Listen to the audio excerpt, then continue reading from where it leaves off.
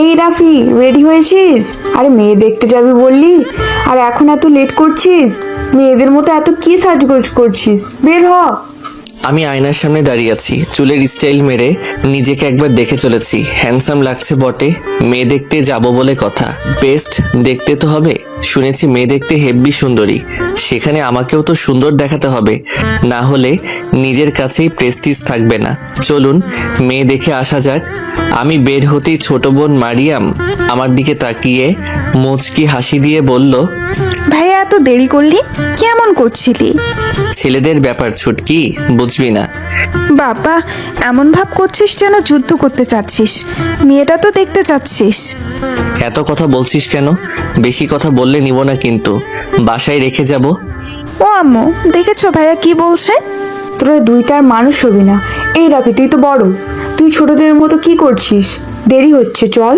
তোর আবু গাড়িতে বসে আছে, চল জলদি।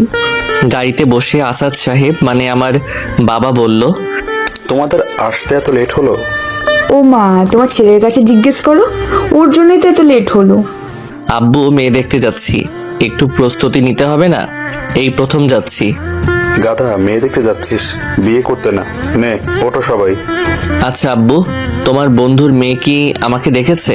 না মানে আমি তো দেখিনি। চুপ করে বসবি, এত কথা বলিস কেন? গেলে দেখতে পাবি। ওকে ঠিক আছে। গাড়িতে বসে আছি, যেতে 30 মিনিট লাগবে। মূলত জ্যাম না থাকলে 20 মিনিটও লাগতো না। যাই হোক, 1 সপ্তাহ আগেই আব্বু আম্মু বলল আব্বুর বন্ধুর মেয়ের নাকি বিয়ে দেবে। আমি এখন অনার্স 3rd ইয়ারে, মেয়েটা নাকি আমার সাথেই পড়ে, দেখতেও নাকি পরীর মতো। তাই আমিও রাজি হয়ে গেলাম। ভাই, বিয়ে তো একদিন করতেই হবে, কেননা যৌবন থাকতেই হিল্লেটা করে ফেলি। তাই মত দিয়ে দিলাম, চলুন দেখি কি হয়। যথা সময়ে আমরা চলে আসলাম মেয়ে দেখতে। ভাই আব্বুর বন্ধুর বাসা তো সেই, যাকে বলে ওয়াও, বাইরে থেকে দেখতে সুন্দর লাগছে, ভেতরে কেমন হবে তাহলে? আমি আম্মু আব্বুর সাথে ভেতরে চলে আসলাম। বাবা, ভেতরে তো লোকজন অনেকই আছে দেখছি, মনে হয় মেয়ে দেখতে আসবো বলে আত্মীয় স্বজনরা এসেছে। আমি কোনো মতে চারিদিকটা দেখলাম, বেশ গোছানো বাসা। আমরা ভেতরে আসতেই আব্বুর বন্ধু হান্নান সাহেব আমাদের স্বাগতম জানালো, আমাদের ভেতরে এনে বসতে দিল। সাথে সাথে সামনের টেবিল ভর্তি খাবারে ভরে গেল। এতটা আদর আপ্যায়ন করা হয় জানতাম না। আমি তো লজ্জায় কিছু খাচ্ছিলাম না, কিন্তু পাশে আমার বোন মারিয়াম খেয়েই চলেছে। আমার বোন ক্লাস 9-এ পড়ে। যাই হোক, মেয়ের অপেক্ষায় আমি বসে আছি, কখন যে তার দেখা পাবো সেই আশায় মন আমার ব্যাকুল। মুখ ফুটে বলতেও পারছি না যে মেয়েকে জলদি আনুন। এমন সময় আব্বুর বন্ধু মানে হান্নান সাহেব আব্বুকে ডেকে নিয়ে চলে গেল। আমি আর আমার বোন বসে আছি। আম্মুও এদিকে কই যেন গেছে, বোঝো ঠেলা। এদিকে ঘরের আশপাশ থেকে অনেকেই উকিঝুঁকি মেরে আমাকে দেখছে, হয়তো দেখছে ছেলেটা কেমন। আমিও মুড নিয়ে বসে আছি। এদিকে হান্নান সাহেবের চেহারায় চিন্তার ভাঁজ দেখা দিয়েছে। আব্বু জিজ্ঞাসা করলো, বন্ধু, সব ঠিক আছে তো? অস্থির দেখাচ্ছে যে তোকে। বন্ধু, আমি কি করি যে বলি তোকে? আসলে আমি নিজেই বুঝতে পারছি না কি বলবো তোকে। এত কি ভাবছিস? আমরা সেই ছোটকালের ফ্রেন্ড, আর এখন আমাকে বলতে তোর কি সমস্যা হচ্ছে? বল আমাকে। দোস্ত, মেঘলা একটু আগে পার্লারে গেছিল, সেখান থেকে নাকি কোন ছেলের সাথে পালিয়ে গেছে। আমি কি করব কিছুই বুঝতে পারছি না। কি বলিস? মেঘলা মা এমনটা কি করে করলো? আমরা তো ওকে কখনো এসব বিষয়ে বলতেও শুনিনি যে ও কাউকে পছন্দ করে। আমাদের আগে থেকে সব বলতে পারতো। আসাদ দোস্ত আমার, আমি কি করব এখন? তুই আমাকে বল, কি করব আমি? দেখ দোস্ত, আমরা তো মেঘলা মাকে দেখতে এসেছি। সত্যি বলতে আমাদের লোকে কিছুই বলবে না, কিন্তু ব্যাপারটা তোর এমন এক পরিস্থিতিতে পড়ে গেছিস যে কি বলবো বুঝতে পারছি না। আমার বাসায় সব মেহমান এসেছে, আমার মান সম্মান সব চলে যাবে। ভেবেছিলাম আজকে বিয়েটা পাকা করে নেব, আর ওদের বিয়ে তো আমরা আগে ঠিক করে রেখেছি, তাই আমি সবাইকেও বলে রেখেছি। এখন কি হবে দোস্ত? আমার তো গলায় দড়ি দেওয়া ছাড়া কিছুই করার নেই। আরে কি বলছিস এসব? আবল তাবল বকিস না, দাঁড়া ভাবতে দে কি করা যায়। দোস্ত, কিছু একটা কর, আমাকে বাঁচা। ভাবতে তো দিবি। আচ্ছা, আরিফিনের বয়স কত হবে? আরফিন, ও তো এবার এসএসসি দেবে, 2 মাস পরেই পরীক্ষা। কেন? দেখ, কথাটা বলতে আমারও ভালো লাগছে না, তবে আমি এর থেকে বেশি কিছু এখন ভাবতেও পারছি না। একটা কাজ কর তুই, আরফিন মা মনিকে রাফির সাথে বিয়ে দিয়ে দে। কি বলছিস? তাহলে কি হবে? দেখ, সবাইকে বলে দিবি যে মেঘলার আগেই বিয়ে হয়ে গেছে, আর এটা আসলে আরিফিনের জন্যই বিয়ের প্ল্যান ছিল। কিছু একটা বুঝিয়ে দেওয়া যাবে সবাইকে। আমার ছোট মেয়ের জন্য রাফি অনেক বড় হয়ে যাবে না? আমি হিসাব করেই বলছি। দেখ, রাফি এখন অনার্স 3rd ইয়ারে পড়ে, আর আরিফিন মা ইন্টার 1st ইয়ারে উঠে যাবে 1 মাস বা 2 মাস পরেই। সেদিক থেকে ধরতে গেলে 4 থেকে 4.5 বছরের বড় হবে, আর এটা অনেক নর্মাল ডিফারেন্স। এটা ঠিক বলেছিস। তাহলে বন্ধু একটা কাজ করি, এখন আর দেখা দেখি কাজ নেই, একেবারে বিয়ের ডেট ফিক্স করে ফেলি। লোকজনের ব্যাপারটা নিয়ে তত মাথা ঘামাবে না, কি বলিস? যেমনটা তোর ইচ্ছে। আচ্ছা, রাফি কি মানবে? অবশ্যই। তার থেকে বড় কথা, আরিফিন মামনি মেঘলার থেকে যথেষ্ট সুন্দর, আর হাইট বেস্ট, সব দিক থেকে পারফেক্ট হবে। রাফি একবার দেখলেই পছন্দ করে ফেলবে। আমি ম্যানেজ করে নেব রাফিকে, চিন্তা করিস না। ধন্যবাদ দোস্ত। আচ্ছা, এখন চল। আমি এদিকে বসে আছি, মারিয়াম তো এতক্ষণে টেবিলের সব খাবার শেষ করে ফেলেছে। আমার তো ভাই ঘুম পাচ্ছে। মেয়ে দেখতে এসে এখন চাতক পাখির মতো তাকিয়েই আছি। কই মেয়ে, কই কই কই কি? দূর ভাল লাগে না, কি একটা ফিলিংস নিয়ে এসেছিলাম রে ভাই। মারিয়াম বলল। ভাইয়া মিষ্টি শেষ হয়ে গেছে, ওনারা আর দেবে না। আমি অসহায়ের মতো তাকিয়ে বললাম, তুই মিষ্টি নিয়ে পড়ে আছিস? তুই সত্যি আমার বোন? আমার মনে হয় তোকে আমরা কুড়িয়ে পেয়েছিলাম রে। আমার জন্যে তোর একটু মায়া হচ্ছে না? ভাইয়া বউকে ওনারা আনছে না, এখানে আমি কি করব? আমাকে দোষ দিবি না। চুপ কর, বোন নামের কলঙ্ক তুই। আমার পকেটে আর হাত দিবি না তুই। ঠিক আছে, আমিও আব্বুকে বলে দেব প্রতি সপ্তাহে তুই আব্বুর পকেট ছেড়ে দিস। দেখ, বাড়াবাড়ি হচ্ছে কিন্তু। সে আমি কি জানি। আমি চুপ করে গেলাম। খালি খালি ওকে খেপিয়ে লাভ নেই, শেষে আমার মাথাতেই কাঁঠাল ভাঙবে। এই ছোট বোন থাকা যে কত প্যারার, যার আছে সেই বোঝে রে ভাই। একটু পর আব্বু এসে আমার পাশে বসলো। আমি আব্বুকে বললাম, আব্বু কি হলো? চলো, আমাদের উঠতে হবে। কি, মেয়ে দেখবো না? তোমাদের বিয়ের ডেট ঠিক হয়ে গেছে, পরে দেখে নেবে। কি বলছো এসব? রাফি চলো, সব বলছি তোমাকে। মারিয়াম আমার দিকে তাকিয়ে ফিক করে 32টা দাঁত বের করে হেসে দিল। গা জ্বলে যাচ্ছে আমার। হাইরে আমার আশা, মেয়ে দেখতে এসে বিয়ের ডেট ফিক্স হয়ে গেল, অথচ মেয়েকে দেখতে পারলাম না। কি আজব কাহিনী রে এটা।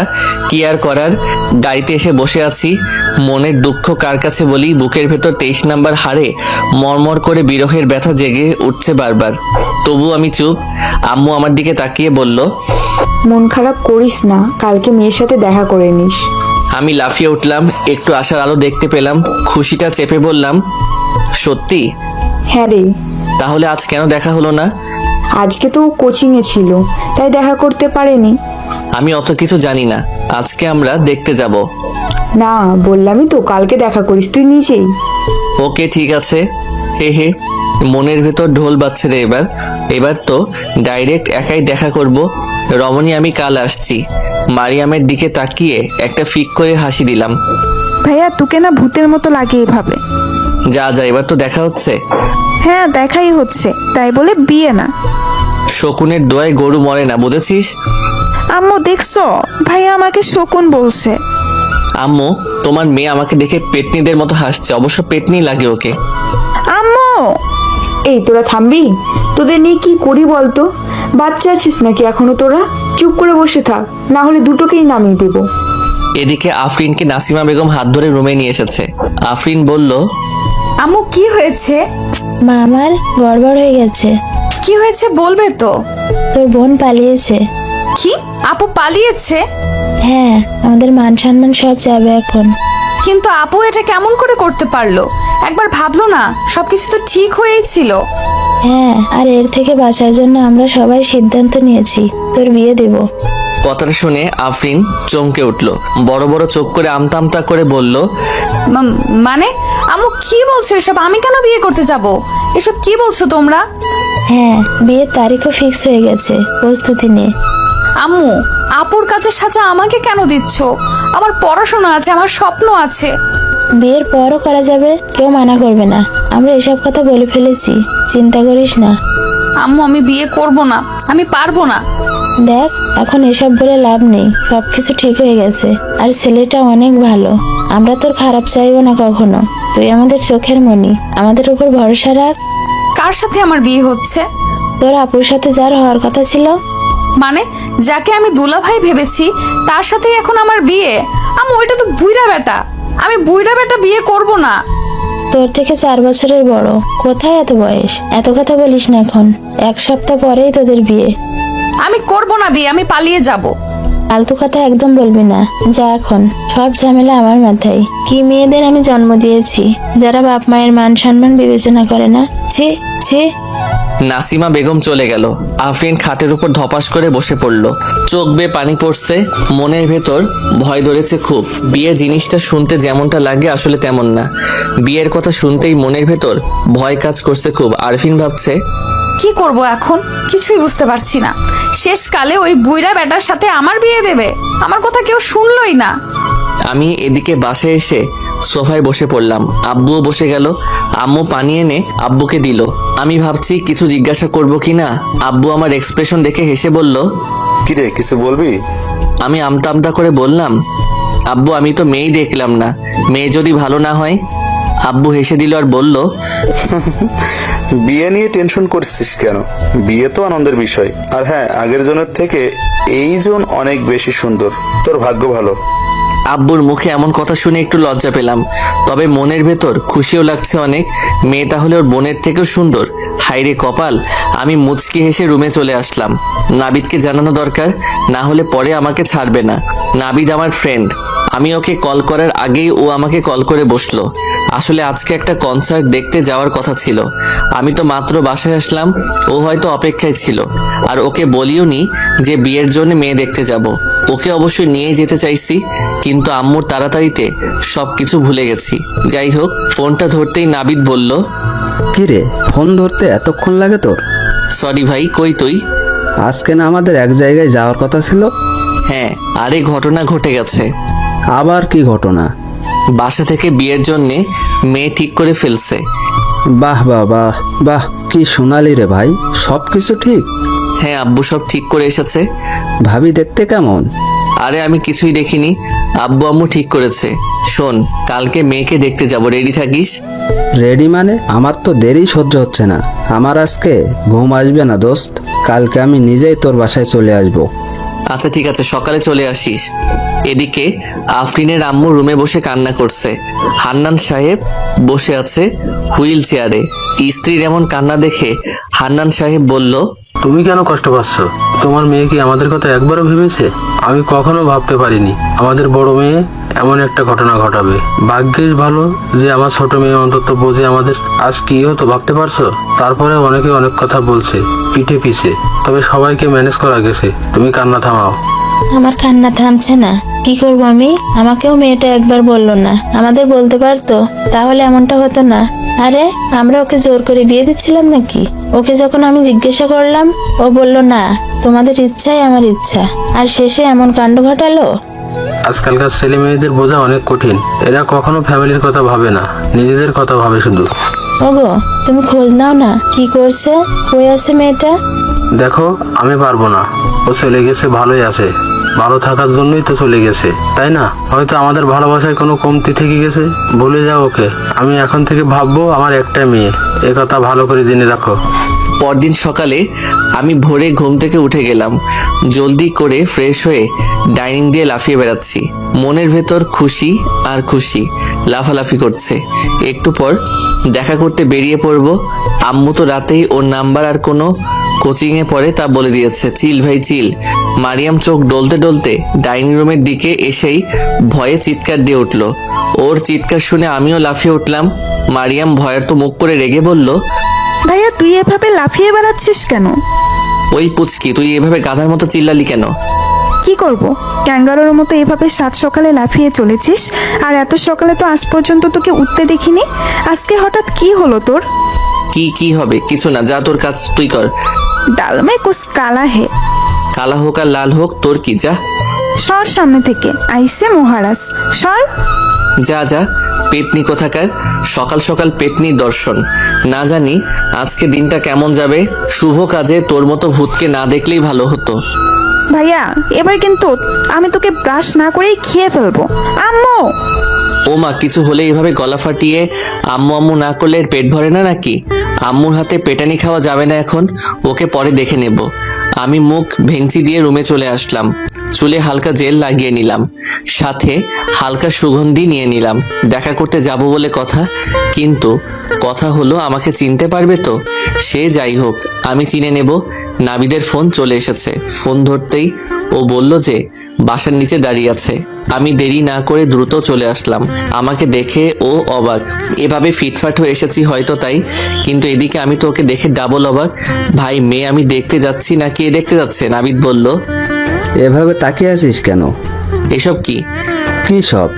এই যে একেবারে নবাব সেজে এসেছিস, এসব কি? আরে বেটা, ভাবিকে দেখতে যাচ্ছি। ওখানে তো ভাবি একা থাকবে না, বান্ধবীরাও থাকবে না। সব দিক থেকে প্রস্তুতি নিয়ে রাখতে হবে না? চল চল। বাহ বন্ধু বাহ, তলে তলে এমন প্ল্যান। চল, চিন্তা করিস না, একটা পটিয়ে দেব। চল চল। আফরিন কোচিংয়ে এসে বসে আছে মনমরা হয়ে সকাল থেকেই। 2টা কোচিং শেষ করে সোজা কোচিংয়ের সামনের রেস্তোরাঁয় চলে আসলো। একদম পেছনের দিকে এসে বসে গেছে আফরিন। আফরিনের এমন হাবভাব দেখে মাইশা আর নাদিয়া অবাক। ওরা দুজনে বসে পড়ল। নাদিয়া বলল, কি রে আফরিন, তোর কি হয়েছে? এমন মনমরা হয়ে আছিস কেন সকাল থেকে? হ্যাঁ, আমি লক্ষ্য করলাম। আফরিন, কি হয়েছে রে? এভাবে চুপ করে আছিস কেন? কিছু হয়েছে? আফরিন আনমনা হয়ে বলল, বাসা থেকে বিয়ে ঠিক করে ফেলছে, সেই জন্য মন একদম ভালো নেই। আমার সব স্বপ্নগুলো ভেঙে গেল। আফরিনের কথা শুনে ওরা দুজনে অবাক হয়ে গেল। আফরিন, কি বলছিস এসব? আঙ্কেল আন্টি এটা কিভাবে করতে পারে? আরে বিয়ে আসলে বড় আপুর হওয়ার কথা ছিল, কিন্তু শেষে সে পালিয়েছে আর ফেসে গেছি আমি। কি? আপু এমনটা কি করে করলো? আর যা করেছে আপু করেছে, এখানে তোকে কেন বিয়ে দেবে? জানি না রে, ভালো লাগছে না, মন ভালো নেই একদম। ছেলেকে চিনিস? মানে দেখেছিস? আপুর সাথে বিয়ের কথা চলছিল, তার সাথেই। কি? আরে ভাই, এটা কেমন কথা? ছেলে তো তাহলে 30-35 বছরের হবে। এটা কি হলো? পাগল পেয়েছে নাকি? না, 4 বছরের বড়। এই যে ছবি। আফরিন ফোনটা এগিয়ে দিল। নাদিয়া আর মাইশা ছবিটা ভালো করে দেখতে লাগলো। মাইশা কিছুক্ষণ পর মুচকি হাসলো। আফরিন বলল, হাসছিস কেন? না, এমনি ছেলেটা দেখতে জোস। আমার বিয়ে ঠিক হলে আমি করে নিতাম। আফরিন, আমি তো ভেবেছিলাম ছেলেটা বুইড়া বেটা হবে। এই তো দেখছি ইয়াং, মনে হচ্ছে আমাদের বয়সী। ছেলেটা ইয়াং, কিন্তু আফরিনের তো মত নেই, তাই না? এভাবে জোর করে কিছু করা ঠিক না। আঙ্কেলকে বুঝিয়ে বললে বুঝবে মনে হয়। আর সম্ভব নেই, আগামী শুক্রবার বিয়ে। সব ঠিক হয়ে গেছে? হ্যাঁ। আচ্ছা, ছেলেটার সাথে কথা বলেছিস? ছেলেটাকে বলে দেখ সে কি বলে। না, আমি এখনো কথাবার্তা বলিনি। আমার ভালোই লাগছে না, মনে হচ্ছে ওই বেটাকে ধরে আস্তা মতো গেলাই। আমরা এদিকে কোচিংয়ের সামনে তো চলে এসেছি, কিন্তু মেয়েটাকে কিভাবে খুঁজে বের করব? কি ঝামেলায় পড়লাম। এখানে আশেপাশে মেয়ের অভাব নেই। এই বন্ধু নাবিদ, ওই মেয়েকে চিনবো কেমন করে? মানে? আরে দেখছিস না, সবাই বোরকা পর, এখন চিনবো কেমন করে? আসলেই তো। একটা কাজ কর, ফোন দে, নাম্বার তো আছে। ও ঠিক বলেছিস। আমি নাম্বারটা বের করে মেয়েটার কাছে ফোন দিলাম। রিং হচ্ছে, ধরছে না কেন? মেয়েটার নাম যেন কি বলেছিল আম্মু? ও হ্যাঁ, আফরিন। এদিকে নাদিয়া বলে উঠল, এই আফরিন, তোর কল এসেছে। বাসা থেকে মনে হয় ফোন দিছি, কেটে দে, কথা বলতে ইচ্ছে করছে না। না রে, আননোন নম্বর। বাসার নাম্বার তো সেভ করা থাকে, তাই না? ফুর, ভাল লাগে না। দেখি এদিকে দে। আমি নাবিদকে বললাম, কিরে দোস্ত, ফোন ধরছে না যে? আবার দে, কোচিংয়ে আছে মনে হয় এখনো। আরেকবার দিয়ে দেখ। আচ্ছা। এবার ফোন দিতেই আফরিন ফোনটা ধরলো। আফরিন ফোনটা ধরে বিরক্তিকর কণ্ঠে বলল, কে? আমি কণ্ঠ শুনে হারিয়ে গেলাম। হারিয়ে যাওয়ার মতোই কণ্ঠ রে ভাই। এ তো এখনই আমার মনের মাঝে ঢুকে গেছে। কি চিকন কণ্ঠ! কণ্ঠের মাঝে এক আলাদা মায়া আছে। চিকন কণ্ঠটা যেন বুকে এসে লাগছে। নাবিদ আমাকে হালকা ধাক্কা দিতেই আমি যেন হুঁশে ফিরলাম। তবে এখন কি বলবো বুঝতে পারছি না। এমন সংকোচ আগে কখনো ফিল হয়নি। হয়তো মনের ভেতরের আবেগগুলি সব হারিয়ে চলেছে। আমি এসব ভাবার মাঝেই আফরিন আবার বলে উঠল, হ্যালো, কে? আমি এবার বলে উঠলাম। আমি কণ্ঠটা কেমন নিচু স্বরেই হলো মনে হচ্ছে। আফরিন বিরক্তিকর ভাব নিয়ে বলল, আমিটা কে? নাম নেই আপনার? আমি আজব তো, কি আমি লাগিয়ে রেখেছেন, ফাজলামি করছেন? সরি, আমি রাফি। রাফি? কোন আফরিনের মাথায় হঠাৎ খেয়াল আসলো। আরে এটা তো ওই ছেলেটা। আফরিন দ্রুত ফোনটা কেটে দিল। আফরিনের এমন কাজ দেখে নাদিয়া বলল, কি রে, কি হলো? এভাবে হঠাৎ করে ফোন কেটে দিলি কেন? আর এমন ভাব করছিস কেন? কে ছিল? ওই বুইড়া বেটা। বুইড়া বেটা? ও, বুঝতে পেরেছি, আমাদের দুলাভাই। দেখ, ফাজলামি করবি না, আমার ভয় করছে। আরে কিসের ভয়? পাগল নাকি তুই? দেখ, বিয়ে যখন ঠিক হয়েই গেছে তখন ভয় পেলে চলবে না। এখন থেকে ছেলেটাকে নিজের কন্ট্রোলে রাখ। এদিকে নাবিদ আমাকে বলল, কিরে ভাই, কি হলো? কেটে দিল। কিছু বলেনি? না, কেটে দিল ঠাস করে। আবার ফোন দে। যদি রাগ করে? দিয়ে তো দেখ। আচ্ছা, দিচ্ছি। আমি আবার ফোন দিলাম। আফরিনের হাতে আবারও ফোনটা বেজে উঠল। আফরিন তো চমকে উঠেছে এবার। আফরিন ফোনের দিকে তাকিয়ে দেখলো আবার ফোন আসছে। ও নাদিয়া আর মাইশার দিকে তাকালো। নাদিয়া বলল, দেখি আমার কাছে দে, আমিও তো দেখি আমাদের দুলা ভাইয়ের ভয়েস কেমন। নাদিয়া ফোনটা নিয়ে রিসিভ করলো। আমার কিছু বলার আগেই নাদিয়া ওপাশ থেকে ভারী কণ্ঠে বলে উঠল, হাই, কেমন আছেন? আমি এবার অন্য কণ্ঠ শুনতে পেরে বুঝতে পারলাম এটা হয়তো ওর বান্ধবী হবে। তাই বললাম, জি ভালো, আপনি কেমন আছেন? ভালো। আমাকে চিনতে পেরেছেন? জি না, আমার মনে হয় আপনি আফরিনের বান্ধবী। কিভাবে বুঝলেন? কারণ আপনাদের কণ্ঠ আলাদা। বাবা, এক্ষুনি কণ্ঠ শেভ করে ফেলেছেন দেখছি। ওই আর কি। আচ্ছা, উনি নেই? হ্যাঁ, তো উতলা হওয়ার কি আছে, এখন তো কেবল শুরু। হাই দুলা ভাই, আপনাকে না দেখতে ইচ্ছে করছে। আরে সত্যি, আমি তো আপনাদের কোচিংয়ের এখানেই আছি। কি মানে, আপনি এখানে? এখানেই আছি আমি। আপনারা কই? কি বলছেন? আপনি জানলেন কিভাবে আমরা এখানে? আরে আম্মু বলেছিল, তাই এখান দিয়ে যাচ্ছিলাম। ভাবলাম দেখি দেখা পাই কিনা। ও, ওকে। আপনারা কই? দেখুন, কোচিং এর সামনে একটা রেস্টুরেন্ট আছে। হ্যাঁ, দেখেছি। ভেতরে চলে আসুন। নাদিয়া ফোন রাখতে আফরিন বলে উঠল, কি বলছিস এগুলো? কে আসবে? আমাদের দুলা ভাই আসছে। মানে এখানে কই থেকে আসছে? হ্যাঁ, এখানে এসেছে, তাই বললাম ভেতরে আসতে। যাক, দুলাভাইকে দেখে নে তাহলে।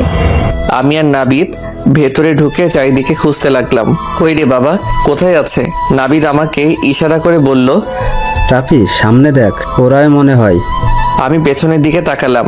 তিনজন বসে আছে। আমার এখনই কেমন জানি মনের ভেতরে চিনচিন ভয় অনুভব হচ্ছে। তবুও আমি আর নাবিদ আস্তে আস্তে ওদের কাছে চলে আসলাম।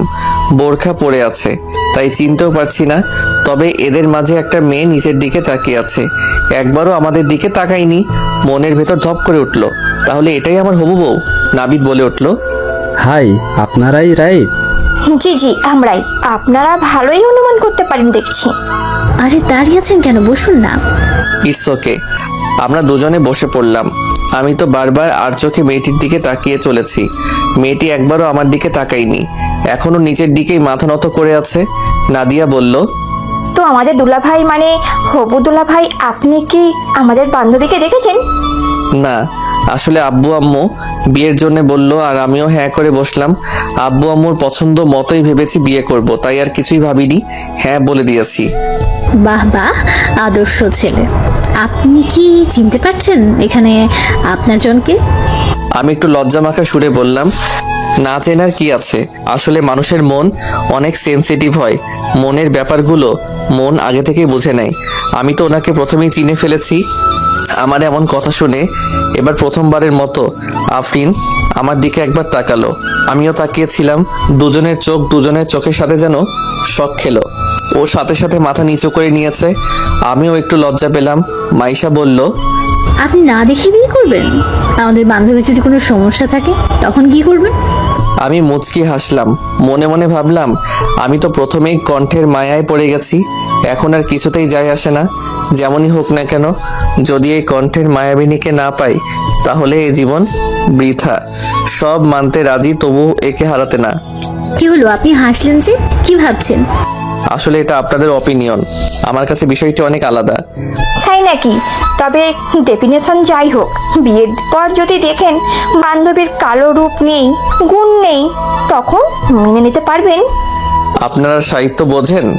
আমার এমন কথায় সবাই একটু অবাক হলো, তবে এই অবাক তো লুকিয়ে আফরিন প্রথমবারের মতো বলে উঠল, সাহিত্য দিয়ে জীবন চলে না, আপনি বুঝি সাহিত্য নিয়ে চলেন? আপনাকে দেখে তেমনই মনে হচ্ছে। আমি ওর মিষ্টি আওয়াজে যেন সবকিছু ভুলে গেলাম। একদম পিচ্চিদের মতো মায়াবী কণ্ঠ। আচ্ছা, আমাদের বিয়ে হলে কি বলবো আমি? পিচ্চি বউ বলে ডাকবো? হ্যাঁ, মন্দ হবে না। নাবিদ আমাকে হালকা ধাক্কা দিল। আমি যেন কল্পনাতে ডুবে যাচ্ছি বারবার। নীরবতা ভেঙে বললাম, জীবন চলার পথে মানবিক ধারণা সাহিত্যের পরিচর্যায় চলে না ঠিকই, তবে ধারণার বিপরীতে গন্তব্য ঠাঁই না পেলে সাহিত্যকে পড়ে নিতে দোষ কোথায়? আমার কথার পর কিছুক্ষণ নীরবতা ছেয়ে গেল। কারো মুখে কথা নেই। আমি আফরিনের দিকে লক্ষ্য করে বলে উঠলাম, আপনার কি মত? আমাকে বিয়ে করার জন্য আপনি প্রস্তুত তো? এই কথায় আফরিন আমার চোখের দিকে কিছুক্ষণ শুধু তাকিয়ে থাকলো। আমি নিস্তব্ধ বালকের মতো ওর চোখের ভাষা পড়ার চেষ্টা করলাম, তবে আমি ব্যর্থ হলাম। এই চোখের গভীরতা অনেক, সহজে সেই গভীরতার রহস্য ভেদ করা অসম্ভব। ওর চোখে আমি এতটুকুই দেখলাম যে এ চোখ যেন এক মলিন শব্দে ছন্দ পাচ্ছে। আমি সে ছন্দ বুঝতে পেরে মুচকি হাসলাম। মেয়েটি হয়তো অবাক হয়েছে। দুজন দুজনের দিকে তাকিয়ে রয়েছি। নাবিদ, নাদিয়া আর মাইশা একসাথে কেসে উঠলো। আমাদেরও ধ্যান ভাঙলো। একটু লজ্জায় পড়ে গেছি। আফরিন তো নিজের দিকে মুখ নিয়ে ফেলছে। আফরিন মুচকি হেসে ভাবছে, যতটা বুইড়া ভেবেছিলাম ততটা না, মনে হচ্ছে আমার বয়সী, দেখতে ভালোই মাশাল্লাহ টাইপের। হঠাৎ নাদিয়া বলল, যা দেখছি তাতে আমাদের তো এদের একলা ছেড়ে দেওয়া উচিত। এ কথা শুনে আফরিন নাদিয়ার হাত চেপে ধরলো। এই কই যাবি? একদম উঠবি না, আমাকে একা ফেলে যাওয়া, তাই না? আরে যাচ্ছি না, মজা নিলাম তো। দুলা ভাই, আপনি শিওর বিয়ে করবেন? সবকিছু ভালো মতো হলে অবশ্যই। যদি কেউ মন থেকে চায় তাহলে আলহামদুলিল্লাহ হবে। আপনি তো দেখছি অনেক হ্যাপি। আমার বান্ধবী তো কালো, আপনি রাতের বেলা হার্ট অ্যাটাক না করেন। কালো রূপের মায়া শুনেছি খুব মারাত্মক হয়। যদি ভাগ্যে থাকে তবে সে মায়ায় নিজেকে একবার জড়াতে চাই। বাহ, আসলে সাহিত্যপ্রেমী দেখি আপনি। আপনিও বুঝি সাহিত্য ভালোবাসেন? একটু একটু। তাহলে আমাকেও দেখি সাহিত্য জানতে হবে, শিখতে হবে। সবাই হেসে দিল। সেদিন আফরিনদের সাথে ওই পর্যন্তই কথা হয়েছে। মনের ভেতর অনেক কথা জমা থাকলেও বলা হয়নি। জলদি কিসের? সময় তো ফুরিয়ে যাচ্ছে না। ইচ্ছে ছিল একাকী পাশে বসে একটু কথা বলার, তবে সাহস করে বলতে পারিনি। মেয়েরা শুনেছি একটুতেই বেঁকে বসে। আফরিন যদি বেঁকে বসে বা খারাপ ভাবে তাহলে কি হবে? তাই আর কিছু বললাম না। যাওয়ার সময় ওদের রিকশায় উঠিয়ে দিলাম। আফরিন যাবার কালে একবার আমার দিকে মুখ তুলে তাকিয়েছিল। ওই একটু চাহনিতেই আমি ব্যাকুল হয়ে উঠেছি, যেন ওই চোখ এখনো আমার শরীরে ভালোবাসার নেশা ছড়িয়ে চলেছে। আমি আর নাবিদ বাসায় যাইনি, পার্কে এসে বসে আছি। আমি নিশ্চুপ। কাউকে ভালোবাসার তীব্র এই ইচ্ছে এতটা ভালো লাগার হতে পারে আগে ভাবতেই পারিনি। আফরিন কি ভাবছে আমার সম্পর্কে? আমাকে কি পছন্দ হয়েছে ওর? জানি না হয়েছে কিনা, তবে ওকে তো আমার খুব পছন্দ হয়েছে। হয়তো বলতে পারিনি ওকে। ও কি বুঝতে পারবে জানি না। আমি কিছুই জানি না, তবে এইটুকু জানি আমি ওকে ভালোবেসে ফেলেছি। হ্যাঁ, এতটুকু সামান্য সময়ে আমি ওকে ভালোবেসে ফেলেছি। এই রাফি, কি ভাবছিস? নাবিদের কথায় ভাবনা থেকে নিজেকে সরিয়ে নিলাম। মুচকি হেসে বললাম, মেয়েটাকে মনে ধরে গেছে রে দোস্ত। সে তো দেখতে পাচ্ছি, তখন থেকে তোকে ডাকছি, কথা নেই তোর, খালি ভাবনায় ডুবে আছিস। কি করব, ও আমার মন থেকে যাচ্ছেই না। ভাবতে ভালো লাগছে ওকে নিয়ে। হ্যাঁ হ্যাঁ হ্যাঁ দোস্ত, আমারও পছন্দ হয়ে গেছে। তোর তো সবাইকে পছন্দ হয়। এটা আমার কি দোষ? আমার মন বড়, তাই সবাইকে ভালোবাসা বিলিয়ে দিচ্ছি। হ্যাঁ হয়েছে, চল বাসায় চল। এখনই? হ্যাঁ এখন চল। আফরিন বাসায় এসে বসে আছে, হাতে একটা টেডি নিয়ে বসে আছে। সন্ধে নেমেছে। মনে মনে বলল, কদিন পর বিয়ে, জীবনের এক বড় সিদ্ধান্তে নিজের কোনো মত দেওয়ার সুযোগ পেলাম না। জানি না এই জীবন সামনে কেমন হবে। ভেবেছিলাম ছেলেটা বয়স্ক হবে, কিন্তু সেই ধারণা ভুল। তবে ভয় হচ্ছে খুব। মানুষের জীবনে একজন জীবনসঙ্গী অবশ্যই দরকার, তবে দুজন দুজনের জন্য পারফেক্ট কিনা তারও জানার সুযোগ পেলাম না। জানি না কি হবে। পেছন থেকে আফরিনের আম্মু এসে বলল, কিরে মা, এভাবে বসে আছিস কেন? না আম্মু, কিছু না। কিছু বলবে? কি হয়েছে বল আমাকে, তোর মন খারাপ মনে হচ্ছে। জানি না আম্মু, আমি বুঝতে পারছি না। বুঝতে পেরেছি। দেখ মা, আমরা জানি তুই এখন এসব নিয়ে টেনশনে আছিস। দেখ, আমরা তোর ভালো ছাড়া খারাপ চাই না। ছেলেটা আসলেই সত্যি অনেক ভালো। তোর বোন নিজের কপাল নিজেই পোড়ালো। ও এত ভালো একটা ছেলেকে নিজের কপাল থেকে মুছে দিল। হবে হয়তো। চিন্তা করিস না মা, তুই যা করতে চাস তাই হবে। ওখানে তোকে কেউ কিছুতে মানা করবে না। আমাদেরকে ওনারাই সব বলেছে। তুই তোর সব স্বপ্ন নিশ্চিন্তে পূরণ করবি। দেখা যাক। এখন চিন্তা করিস না, চল খেয়ে নিবি, আই। যাও, আসছি। আচ্ছা আই।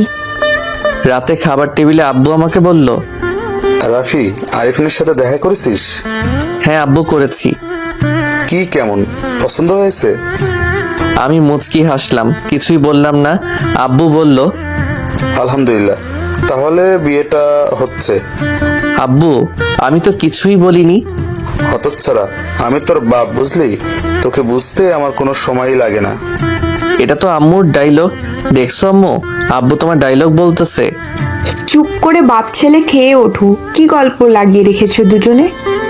এরপর 2 দিন কেটে গেছে। কালকে আমার বিয়ে। এই 2 দিনে আফরিনের সাথে ফোনে একবারই কথা হয়েছে আমার। তাও আমি নিজে থেকে কল করেছিলাম। জানি না মেয়ে আমাকে দেখে ভয় পায় কিনা। মাত্র 20 মিনিট কথা বলেছিলাম, এরপর ফোন কেটে দিল সে। যাই হোক, এখন তো এমনিতেই কথা হবে দিনরাত। বাসায় আত্মীয় স্বজনের ভিড় বেড়ে চলেছে। বাসাকে সাজানো হচ্ছে সুন্দর করে। নিজের বিয়েতে নিজের কাছে খুব ভালো লাগছে। সময় যেন যাচ্ছেই না। অন্যদিকে আফরিন রুমে বসে আছে। ওদের বাসাটাও একই সাজে সেজে উঠেছে। আফরিনের সাথে নাদিয়া বসে আছে। মাইশা আসতে পারেনি। আফরিন চিপস খেতে খেতে বলল, নাদিয়া, কি মনে হচ্ছে তোর? কি বিষয়ে বলছিস বলতো? আমার বিয়ের ব্যাপারে। আর কি? চিন্তা করিস না, দেখ বিয়ে তো একদিন সবাই করবে। তুই না হয় আগেই করলি, তবে ব্যাপারটা হলো জীবন সঙ্গী কেমন। ভাইয়াকে দেখে সত্যি বলতে আমার খারাপ মনে হলো না। মানুষকে উপর দেখে চেনা সব থেকে কঠিন কাজ, বলতে গেলে অসম্ভব। দেখ, জাজমেন্ট করার ক্ষেত্রে আমরা শিওর না হলেও মনের একটা ব্যাপার থাকে। তাই তুই আগে জাজমেন্ট করিস না ওকে। আগে দেখ, বোঝ বিষয়টি, তারপর ভাববি। ভাবতেই পারছি না কালকে আমার বিয়ে। চিন্তা করিস না, সব ঠিক হয়ে যাবে। একদিক থেকে ভালোই হয়েছে। এখন আপাতত তোকে কোলবালিশের দরকার নেই। নাদিয়া, তুইও না খালি ফাজলামি করিস। পরদিন বিয়ের দিন চলে আসলো। নাবিদ আমার পাশেই বসে আছে। বর সেজে বসে আছি। বউ আমার একটু পরই চলে আসবে। কাজী সাহেব কি সব লিখে চলেছে। বুকের ভেতর ধুক ধুক আওয়াজ যেন বৃদ্ধি পেয়ে চলেছে। আফরিনও বসে আছে বধূ সেজে। ঘোমটা মাথায়, পরীর মতো লাগছে ওকে। মাইশা বলল, আজকে দুলাভাই তোকে দেখে অজ্ঞান না হয়ে যায়। ঠিক বলেছিস, আমাদের বান্ধবীকে পরীর মতো লাগছে আজকে। আজকে দুলাভাই শেষ। চল চল, নিয়ে যায় আমাদের বধূকে। অনেক অপেক্ষা আর প্রতীক্ষার পর আমাদের বিয়েটা হয়েই গেল। মানে আমার সিঙ্গেল জীবনের ইতি এখানেই শেষ। এবার হবে মিঙ্গেলের জীবন। আহা, কি ফিলিংস। রাত 10টা। আমি ছাদে বসে আছি, ভয় লাগছে একটু। ঘরে এখন নতুন একজন আছে, তার সামনে নিজেকে কিভাবে তুলে ধরবো তাই বুঝতে পারছি না। কি কথা বলে শুরু করব তাও ভাবতে পারছি না। নিজেকে কেমন নিজেই চিনতে পারছি না। একটু পর নাবিদ ছাদে আসলো। আরে বেটা, তুই এখানে? তোকে সারা বাসা খুঁজে বেড়াচ্ছি। কেন, কি হয়েছে? আমি তো এখানে একটু হাওয়া নিচ্ছি। যা রুমে যা, উনি এখানে হাওয়া খাচ্ছে। ওদিকে একজন বসে আছে, সেদিকে ভাই তোর কোনো খেয়াল আছে? আরে সেজন্যই তো ভয় করছে। ভয় করছে তোর? হাসালি। তোর যখন বিয়ে হবে তখন ঠিক পাবি। আমিও তখন মজা নিব, দেখিস। আচ্ছা, এখন যা রুমে যা। বেচারি একা বসে আছে, ভালো লাগছে নাকি ওর? চল চল। আচ্ছা চল। আমি রুমের সামনে এসে নাবিদকে বললাম, দোয়া করিস ভাই। হা হা হা হা, যা বিড়ালকে মেরে দে। শালা, খালি বাজে কথা না তোর। হা হা হা হা। আচ্ছা, আমি গেলাম, বেস্ট অফ লাক। আমি দরজা খুলে ঢুকে গেলাম। বুকের ভেতর দূর দূর করছে। মনে হচ্ছে বুকের ভেতরে তোলপাড় শুরু হয়ে গেছে। নার্ভাস লাগছে খুব। দরজা আস্তে করে লাগিয়ে আমি খাটের দিকে তাকিয়ে অবাক হয়ে গেলাম। এ কি দেখছি আমি? আরে ভাই, তোমাগো ভাবি তো ঘুমিয়ে গেছে। এটা কি হলো? আমার বাসর রাত তো দেখছি ঘুম হয়ে গেল। সব আশা স্বপ্ন আমার ঘুমের মাঝে হারিয়ে গেল। এখন আমার আসলেই খারাপ লাগছে যে কেন আমি দেরি করে আসলাম। আর একটু আগে আসলে ভালো হতো। ধ্যাত্তেরিকা, এটা কোনো কাজ হলো? ও মা, এ কি? এখানে দেখি কাগজে কি লেখা আছে। কাগজটা উঠিয়ে দেখলাম, হ্যাঁ, এটা মনে হয় আফরিন লেগেছে। লেখা আছে,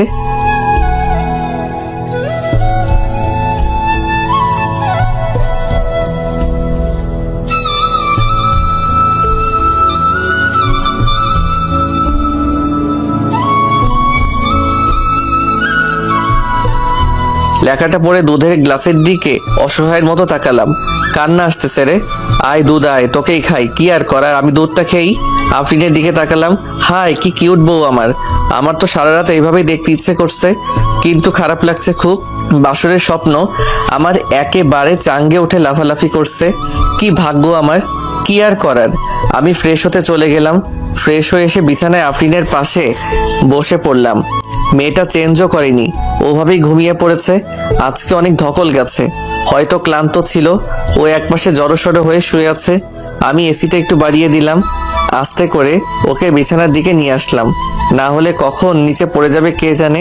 একটা পাতলা কম্বল ওর গায়ে দিয়ে দিলাম, আর ওর দিকে তাকিয়ে ওর পাশে আমি শুয়ে পড়লাম। দেখতে একদম বাচ্চাদের মতো লাগছে, গোলগাল ফেস, উষ্ণ ঠোঁট। আমি মায়ায় পড়ে গেছি।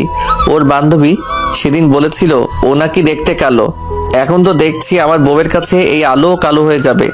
এমন সুন্দর মায়াবিনীকে দেখলেই ভালোবাসা আপনা আপনি জেগে ওঠে। ওর ঠোঁটে হালকা লিপস্টিক লেগে আছে। আমি মুচকি হেসে ওর মুখের উপর থেকে পড়ে থাকা চুলগুলো সরিয়ে দিলাম। আফরিন নড়ে উঠল। আমি ভয়ে দ্রুত ঘুমিয়ে পড়ার ভান করলাম। একটু পর দেখলাম না, ও ওঠেনি। যাক, বাঁচা গেল। এখন জেগে গেলে কি ভাবতো যে আমি ওকে টাচ করতে চাচ্ছিলাম। লজ্জায় পড়ে যেতাম। এই ভালোবাসাও অদ্ভুত। আমি ওর দিকে তাকিয়ে রইলাম, যেন ওকে নিয়ে ভাবতে ভালো লাগছে। কখন ঘুমিয়ে গেছি ঠিক নেই। সকালে কান্নার শব্দে ঘুম ভাঙলো। রুমের ভেতর বাচ্চা আসলো কই থেকে?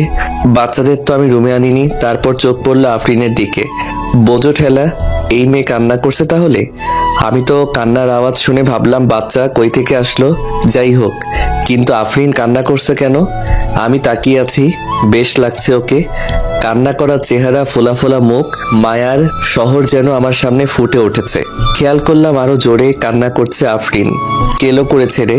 বাইরে থেকে সবাই শুনতে পেলে কি হবে আমার? ইজ্জতের খিচুড়ি হয়ে যাবে। আমি জলদি বলে উঠলাম, আরে কান্না করছো কেন? আমার কথা যেন শুনছেই না। আবার বললাম, কান্না করছো কেন? কি হয়েছে? কিছু লাগবে? আমাকে বলো। বাচ্চাদের মতো কান্না করো না, সবাই কি ভাববে? আফরিন আমার দিকে ড্যাব ড্যাব করে তাকিয়ে আছে। গোল গোল চোখ দুটি থেকে পানি পড়ছে, নাক টানছে ঘন ঘন। কি এক ভালো লাগা কাজ করছে এইভাবে দেখতে আমার বউটাকে। আমি মুচকি হেসে বললাম, বউ কান্না করছো কেন? আফরিন ঠাস করে বলে উঠল, বুইড়া বেটা, কে আপনার বউ? হ্যাঁ, আমার সর্বনাশ করে দিল বুইড়া বেটা কোথাকার। আমি মাথায় হাত দিয়ে ভেবা চেকা খেয়ে বললাম, বুইড়া বেড়াকে?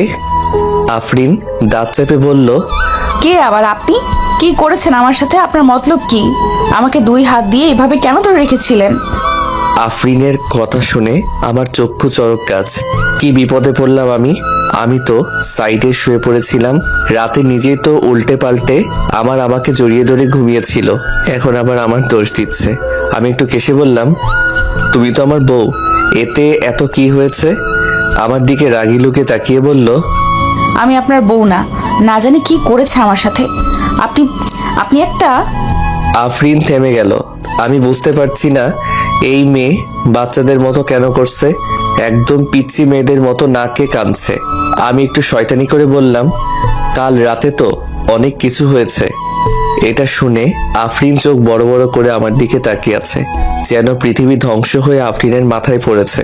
এই অবাক হওয়ার চেহারাটা দেখলে আপনারাও আমার বউয়ের প্রেমে পড়ে যাবেন। না থাক, আপনাদের দেখার দরকার নেই। যাই হোক, আমি উঠে গেলাম। বললাম, আর কান্না করতে হবে না, আমি কিছুই করিনি, তুমি নিজেই আমাকে জড়িয়ে ধরেছিলে। আমার কথা শুনে আফরিনের একটু কান্না থামলো, তবে এখনো আমার দিকে দৃষ্টি বাঁকা করে তাকিয়ে আছে। আমি নিচু স্বরে বললাম, তুমি ঘুমিয়ে যাওয়াতে আমার বাসরের দফা রফা হয়ে গেছে, আর এখন তুমি আমাকে দোষ দিচ্ছ। আইসে আমার বাসর করতে, বুইড়া বেটা কোথাকার। ভুলেও আমার দিকে নজর দিবেন না, আর আমার থেকে 10 হাত দূরে থাকবে, বলে দিলাম। তুমি বাচ্চাদের মতো করো কেন? বেশি এদিক ওদিক করলে আমি কিন্তু আপনার আম্মুকে বলে দেব আপনি আমাকে 2 হাত দিয়ে ইয়ে করেছেন, বলে দেব। হায় হায়, বলে কি? সম্মানের আচার বানিয়ে চেটে পুটে খাবে দেখছি। খালি লম্বাই বড় হয়েছে, তাছাড়া একেবারে বাচ্চা। কোন দিন ভরা বাজারে আমার ইজ্জত পাঞ্চার করে দেবে কে জানে। ভেবেছিলাম বিয়ে করে বউয়ের সাথে রোম্যান্স করব দিনরাত। কিসের রোম্যান্স, কিসের কি, জীবন নিয়ে টানাটানি। আমি বললাম, কিচ্ছু বলতে হবে না, স্বামী স্ত্রী বিষয়, এটা অন্য কেউ জানলে কি ভাববে? তুমি কি পিচ্ছি নাকি? হ্যাঁ, আইসে আমাকে পিচ্ছি বলতে। আমি সব বুঝি, বুঝলেন? আমার মতো সুন্দরী মেয়ে পেয়ে খারাপ মতলব নিয়ে কাছে আসা, তাই না? আমি মনে হয় বুঝি না? আমি বড় হয়েছি, ওকে? আমার মাথা ঘুরছে। ভাইকেও মুঝে মারো, কার পাল্লায় পড়লাম আমি? হ্যাঁ, এটা ঠিক যে আমার বউটা হেব্বি সুন্দরী, কিন্তু তাই বলে এই পিচ্ছি মেয়ে এসব কি ভাবছে? না ভাই, আর নারিয়ে লাভ নেই, কেটে পড়ে ভালো এখনকার মতো। আমি বললাম, আমি আগে ফ্রেশ হতে যাব নাকি তুমি যাবে? আমি যাব। আচ্ছা যাও। আপনি কি করবেন? আপনি বাইরে যান। কেন? লুচু একটা। আমি বাথরুমে যাব আর আপনি আমার সুযোগ নেবেন। না, আর পারছি না, এই মেয়ে আমাকে এবার মেরেই ফেলবে। আমি অসহায়ের মতো বললাম, দরজায় ছিটকিনি আছে, লাগিয়ে নিলেই হবে, তাহলে আর কোনো ভয় থাকবে না। ছিটকিনি? আপনার রুমের কোনো জিনিসের উপর বিশ্বাস নেই, ছিটকিনিরও নেই। ওকে, আমি বাইরে যাচ্ছি, তুমি যাও, আমাকে মাফ করো, আর পারছি না, যাও তুমি যাও। আমি দরজা খুলতেই চমকে উঠলাম। আরেকটু হলেই ফুরুত করে আমার প্রাণটা উড়ে যেত। আমার বোন মারিয়াম দরজার পাশে এইভাবে দাঁড়িয়ে আছে যেন আমাদের পাহারা দিচ্ছিল। আমাকে দেখে ও একটা 32 সাইজের হাসি দিল। আমি বললাম, ওই এখানে কি? এমনি দেখা করতে এসেছি। মনে তো হচ্ছে না, মতলব কি? কি আবার?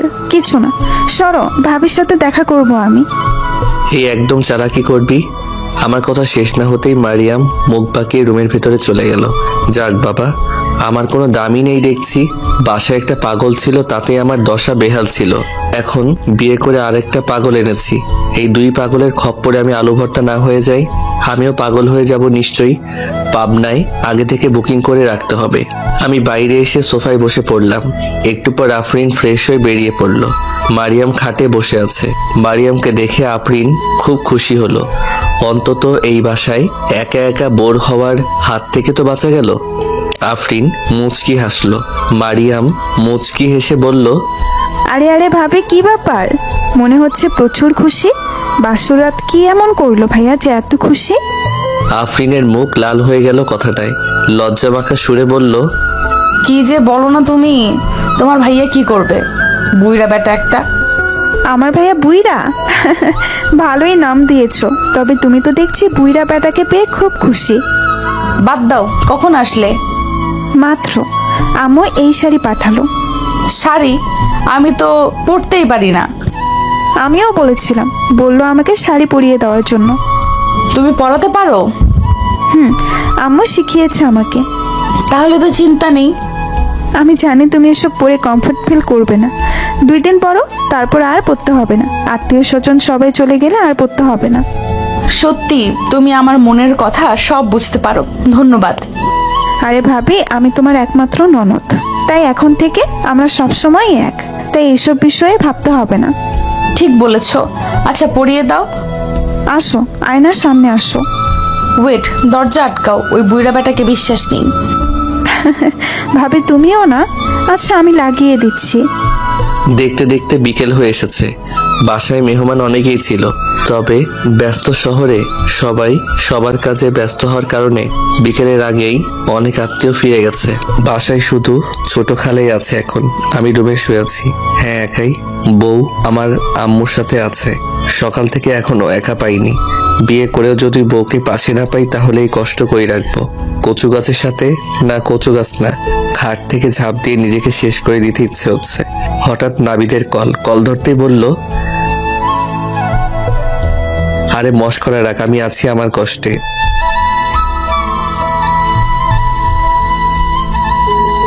ও তুই বুঝবি না।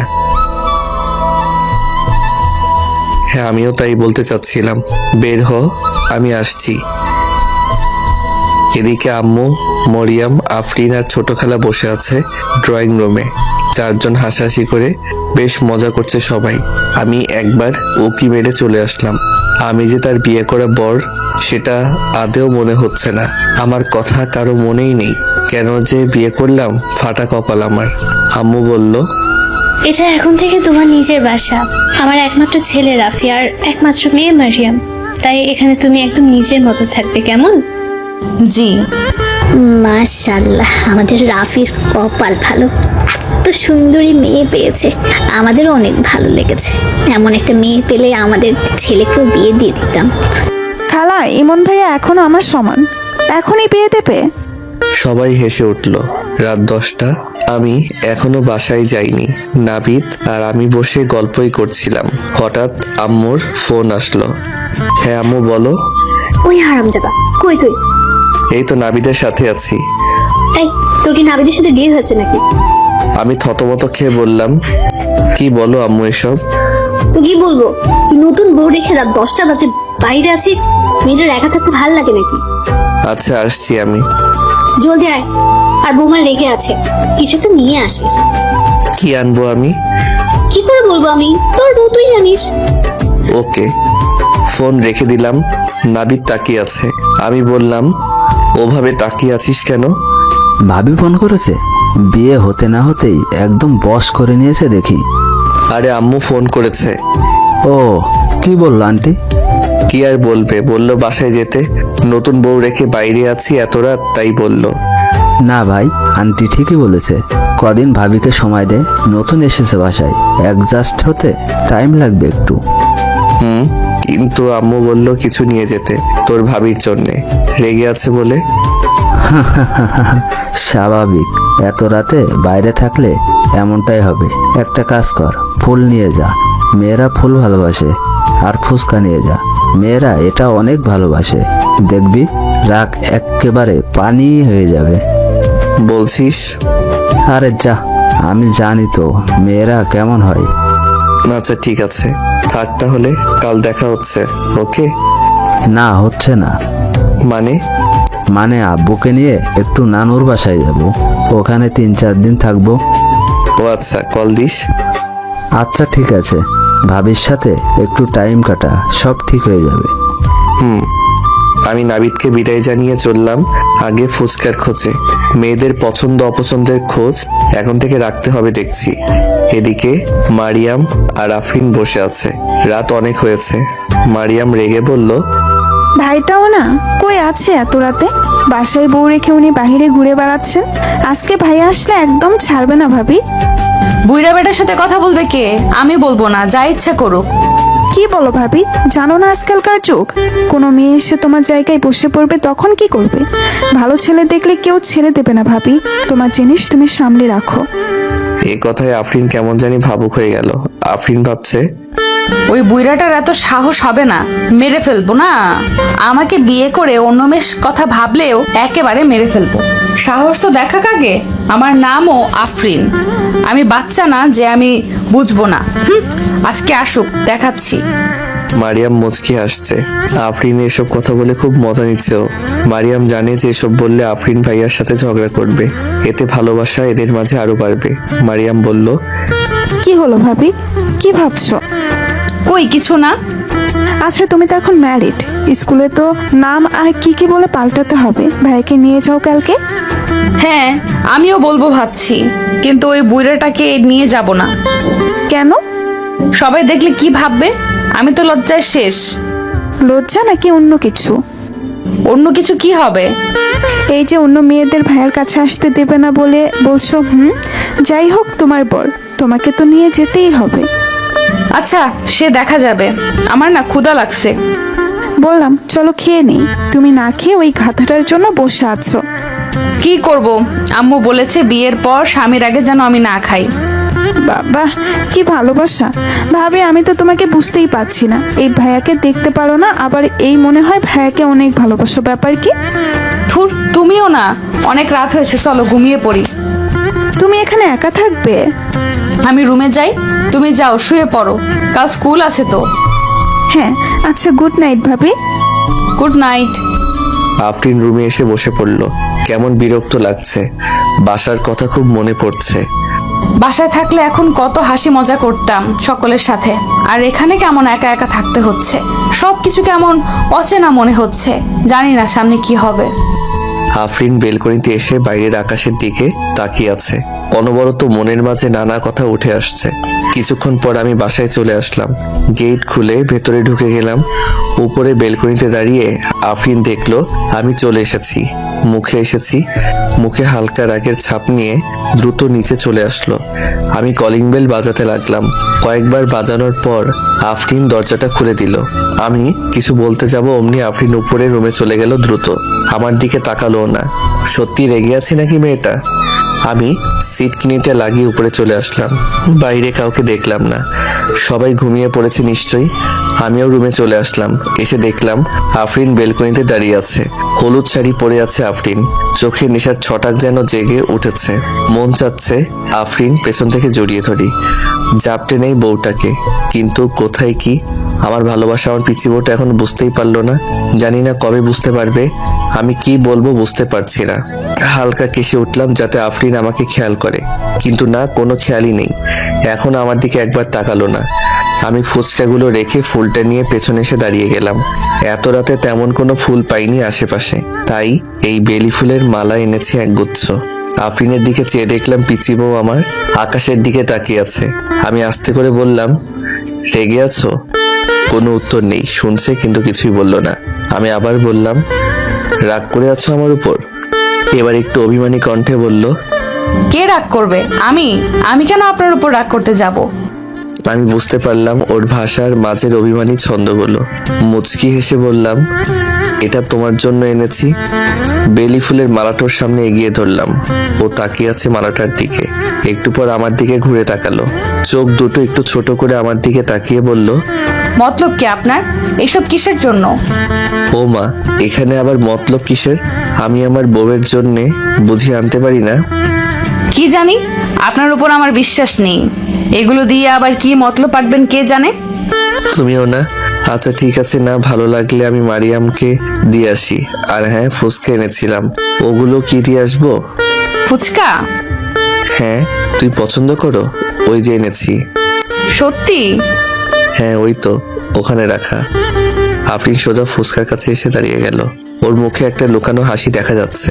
বুঝতে পারি না, এত কষ্ট করে এই ফুল আনলাম, এতে খুশি না, কিন্তু ওই ফুচকা দেখে খুশি হয়ে গেছে। আজকাল ফুলের মাঝে ভালোবাসাগুলোকে কেউ বোঝে না। কি আর করার, যাই মায়ামকে দিয়ে আসি। আমি বাইরে যেতে যাব অমনি আফরিন বলে উঠল, ওই কই যান? ফুলটা মারিয়ামকে দিয়ে আসি। কি ফুল? কেন? তোমার না ভালো লাগলো না? কই, আমি বলেছি? তাহলে রেখে দিন ওখানে। হে হে, বউ আমার খুব রোমান্টিক, কথা লুকিয়ে রাখতে পারে বেশ। আগে থেকে বললেই হতো পছন্দ। আমি মুচকি হেসে ফুলটা রেখে দিলাম বিছানার পাশে। পেছন থেকে আফরিন বলে উঠল, এদিকে আসুন তো। আমি কাছে যেতেই বলল, হ্যাঁ আসুন। কেন? করুন না। আচ্ছা। আফরিন আমার মুখে একটা ফুচকা গুজে দিল। আমি অবাক, করে কি মেয়েটা? আমি কোনো মতে খেয়ে বললাম, কি হলো এটা? দেখলাম। কি দেখলে? দেখলাম যে এটার সাথে কিছু মিশিয়ে আনছেন নাকি। শেষে আমি খেয়ে অজ্ঞান হয়ে গেছিলাম, আর আপনি আমার সুযোগ নেবেন সেটা হচ্ছে না। আমি কথাটা শুনে অবাক। এই মেয়ে বলে কি? এর তো দেখি সন্দেহের সমুদ্রের মতো বিশাল গাছ নিয়ে বসে আছে আমার বিপক্ষে। আমি হতাশ মনে বললাম, এবার বিশ্বাস হলো? হ্যাঁ, এখন ঠিক আছে। আচ্ছা, আমি ফ্রেশ হয়ে আসি। হুম। একটু পর আমি ফ্রেশ হয়ে এসে দেখি আফরিন বসে আছে। ও মা, প্লেটের দিকে তাকিয়ে দেখি সব চেটেপুটে শেষ করে বসে আছে। আহারে ফুচকা, কিভাবে এতগুলো খেয়ে নিল? পারেও বটে মেয়েরা। আমি ভাবছি আরেক কথা, এই বিছানার মাঝখানে এভাবে দেয়াল তুলে রাখার মানে কি? এই মেয়ে কি চাচ্ছে? না, আমার বিয়ের স্বাদ মিটে গেছে রে ভাই। কি ভেবেছিলাম আর কি হচ্ছে? কোথায় বউকে জড়িয়ে ধরে ঘুমাবো ভেবেছিলাম, আর এখন কি হচ্ছে? হতাশ, আমি হতাশ। ক্ষুধাও লেগেছে বেশ। আমি কিছু একটা ভেবে জিজ্ঞাসা করলাম, ক্ষুধা লাগছে, খাবার আছে? আমার দিকে এমনভাবে তাকালো যে আর জিজ্ঞাসা করলাম না। সোজা বাইরে ডাইনিং টেবিলে চলে আসলাম। ডাইনিংয়ে দেখলাম খাবার সাজানোই আছে। ব্যাপার কি? খাবার এত রয়ে গেছে যে? যাক, ভালোই হলো, পেট ভরে খাওয়া যাবে। হঠাৎ মারিয়ামের কণ্ঠ ভেসে আসলো, কি রে ভাইয়া, এখন আসছিস? ভাবি কখন থেকে না খেয়ে বসে আছে। মারিয়ামের কথা শুনে চমকে উঠলাম। কি বলিস? ও খায়নি? না, তোর জন্য অপেক্ষাই ছিল। এত দেরি করে আসলি কেন তুই? আরে একটু দেরি হয়ে গেছে। আচ্ছা দেখছি আমি। ভাবি কই, খাবে না? কিছু বললো না তো। রেগে আছে। যা যা, রাগ ভাঙা। যাবি এখান থেকে, যা ফোট। মারিয়াম হাসতে হাসতে চলে গেল। আমি চিন্তায় পড়ে আছি যে মেয়ে আমাকে একটু বিশ্বাস করে না, সে আমার জন্য না খেয়ে বসে আছে। আমি না সত্যিই বুঝতে পারছি না, একদম পিচ্চিদের মতো করে মেয়েটা। কি আর করার, আমি উঠে রুমে চলে আসলাম। আফরিন বসে আছে খাটে, মুখ ফুলিয়ে। আমি রুমে এসেছি, এটা দেখে আরো মুখ ফুলিয়ে আছে। আমি সামনে এসে বসে পড়লাম, বললাম চলো। আমার দিকে তাকালো আফরিন। আমি ওর এই মুখ ফুলিয়ে থাকা দেখে হাসতে গিয়েও পারলাম না। শেষে আবার রাগ করে বসে। আমি বললাম কি হলো, চলো। কোথায় যাব? খাবে, চলো। আমার ক্ষুধা নেই। আমার লেগেছে, চলো। না, খাবো না। যান, আপনি যেখানে গিয়েছিলেন সেখানে যান। সরি, কাল থেকে আগে চলে আসবো। আমি কি আসতে বলেছি নাকি? আমার কি? আচ্ছা বাবা, সরি, আর হবে না। এবার তো চলো। আফরিন মুখ ঘুরিয়ে পাশ ঘুরে বসলো। বুঝলাম এভাবে হবে না, এই মেয়ে অনেক জেদি, ভাঙবে তবুও মচকাবে না। আমি আচমকা আফরিনকে আমার কোলে তুলে নিলাম। আফরিন চোখ বড় বড় করে আমার দিকে তাকিয়ে আছে, যেন কি না কি ঘটে গেছে। কি করছেন? ছাড়ুন আমাকে, আমি চিল্লাবো কিন্তু। ছাড়ুন। আপনি কি করতে চাইছেন? চিল্লাও, লোকে কিছুই বলবে না, আসবেও না। জানে যে আমাদের এখন বিয়ে হয়ে গেছে, বুঝলে? আপনি একটা লুচু বুইড়া বেডা একটা। আমি কেঁদে দেব। আমার সাথে কিছু করার চেষ্টা করলে ভালো হবে না কিন্তু। চুপ, খালি বেশি কথা বলে। একদম চুপ, বাচ্চা মেয়ে নাকি তুমি? আপনার কি? আমার যা ইচ্ছে আমি করব। আমাকে নামান, নামান বলছি। জি না, সোজা ডাইনিং এ চলো। আমি ওকে কোলে করে নিয়ে ডাইনিং এ চলে আসলাম। ওকে চেয়ারে বসিয়ে দিলাম আমি। আমার দিকে তীক্ষ্ণ দৃষ্টিতে তাকিয়ে আছে আফরিন। আমি মুচকি হেসে বললাম, এভাবে কেন তাকিয়ে আছো? আমার কিন্তু ভয় লাগছে। আফরিন কিছু বলল না, আমার দিকে ওভাবেই তাকিয়ে আছে। আমি প্লেটে খাবার নিয়ে নিলাম। বউটা আমার রেগে আছে, দেখি খাইয়ে দিলে খাই কিনা। মনে হয় খাবে না আমার হাতে, তাও চেষ্টা করে দেখা যাক। আমি খাবার নিয়ে আফরিনের মুখের দিকে এগিয়ে দিলাম। আফরিন একটু অবাক হয়ে তাকালো, মনে মনে ভাবছে, একে তো আমাকে কোলে করে এখানে নিয়ে আসছে, আবার এখন খাবার দেওয়া হচ্ছে।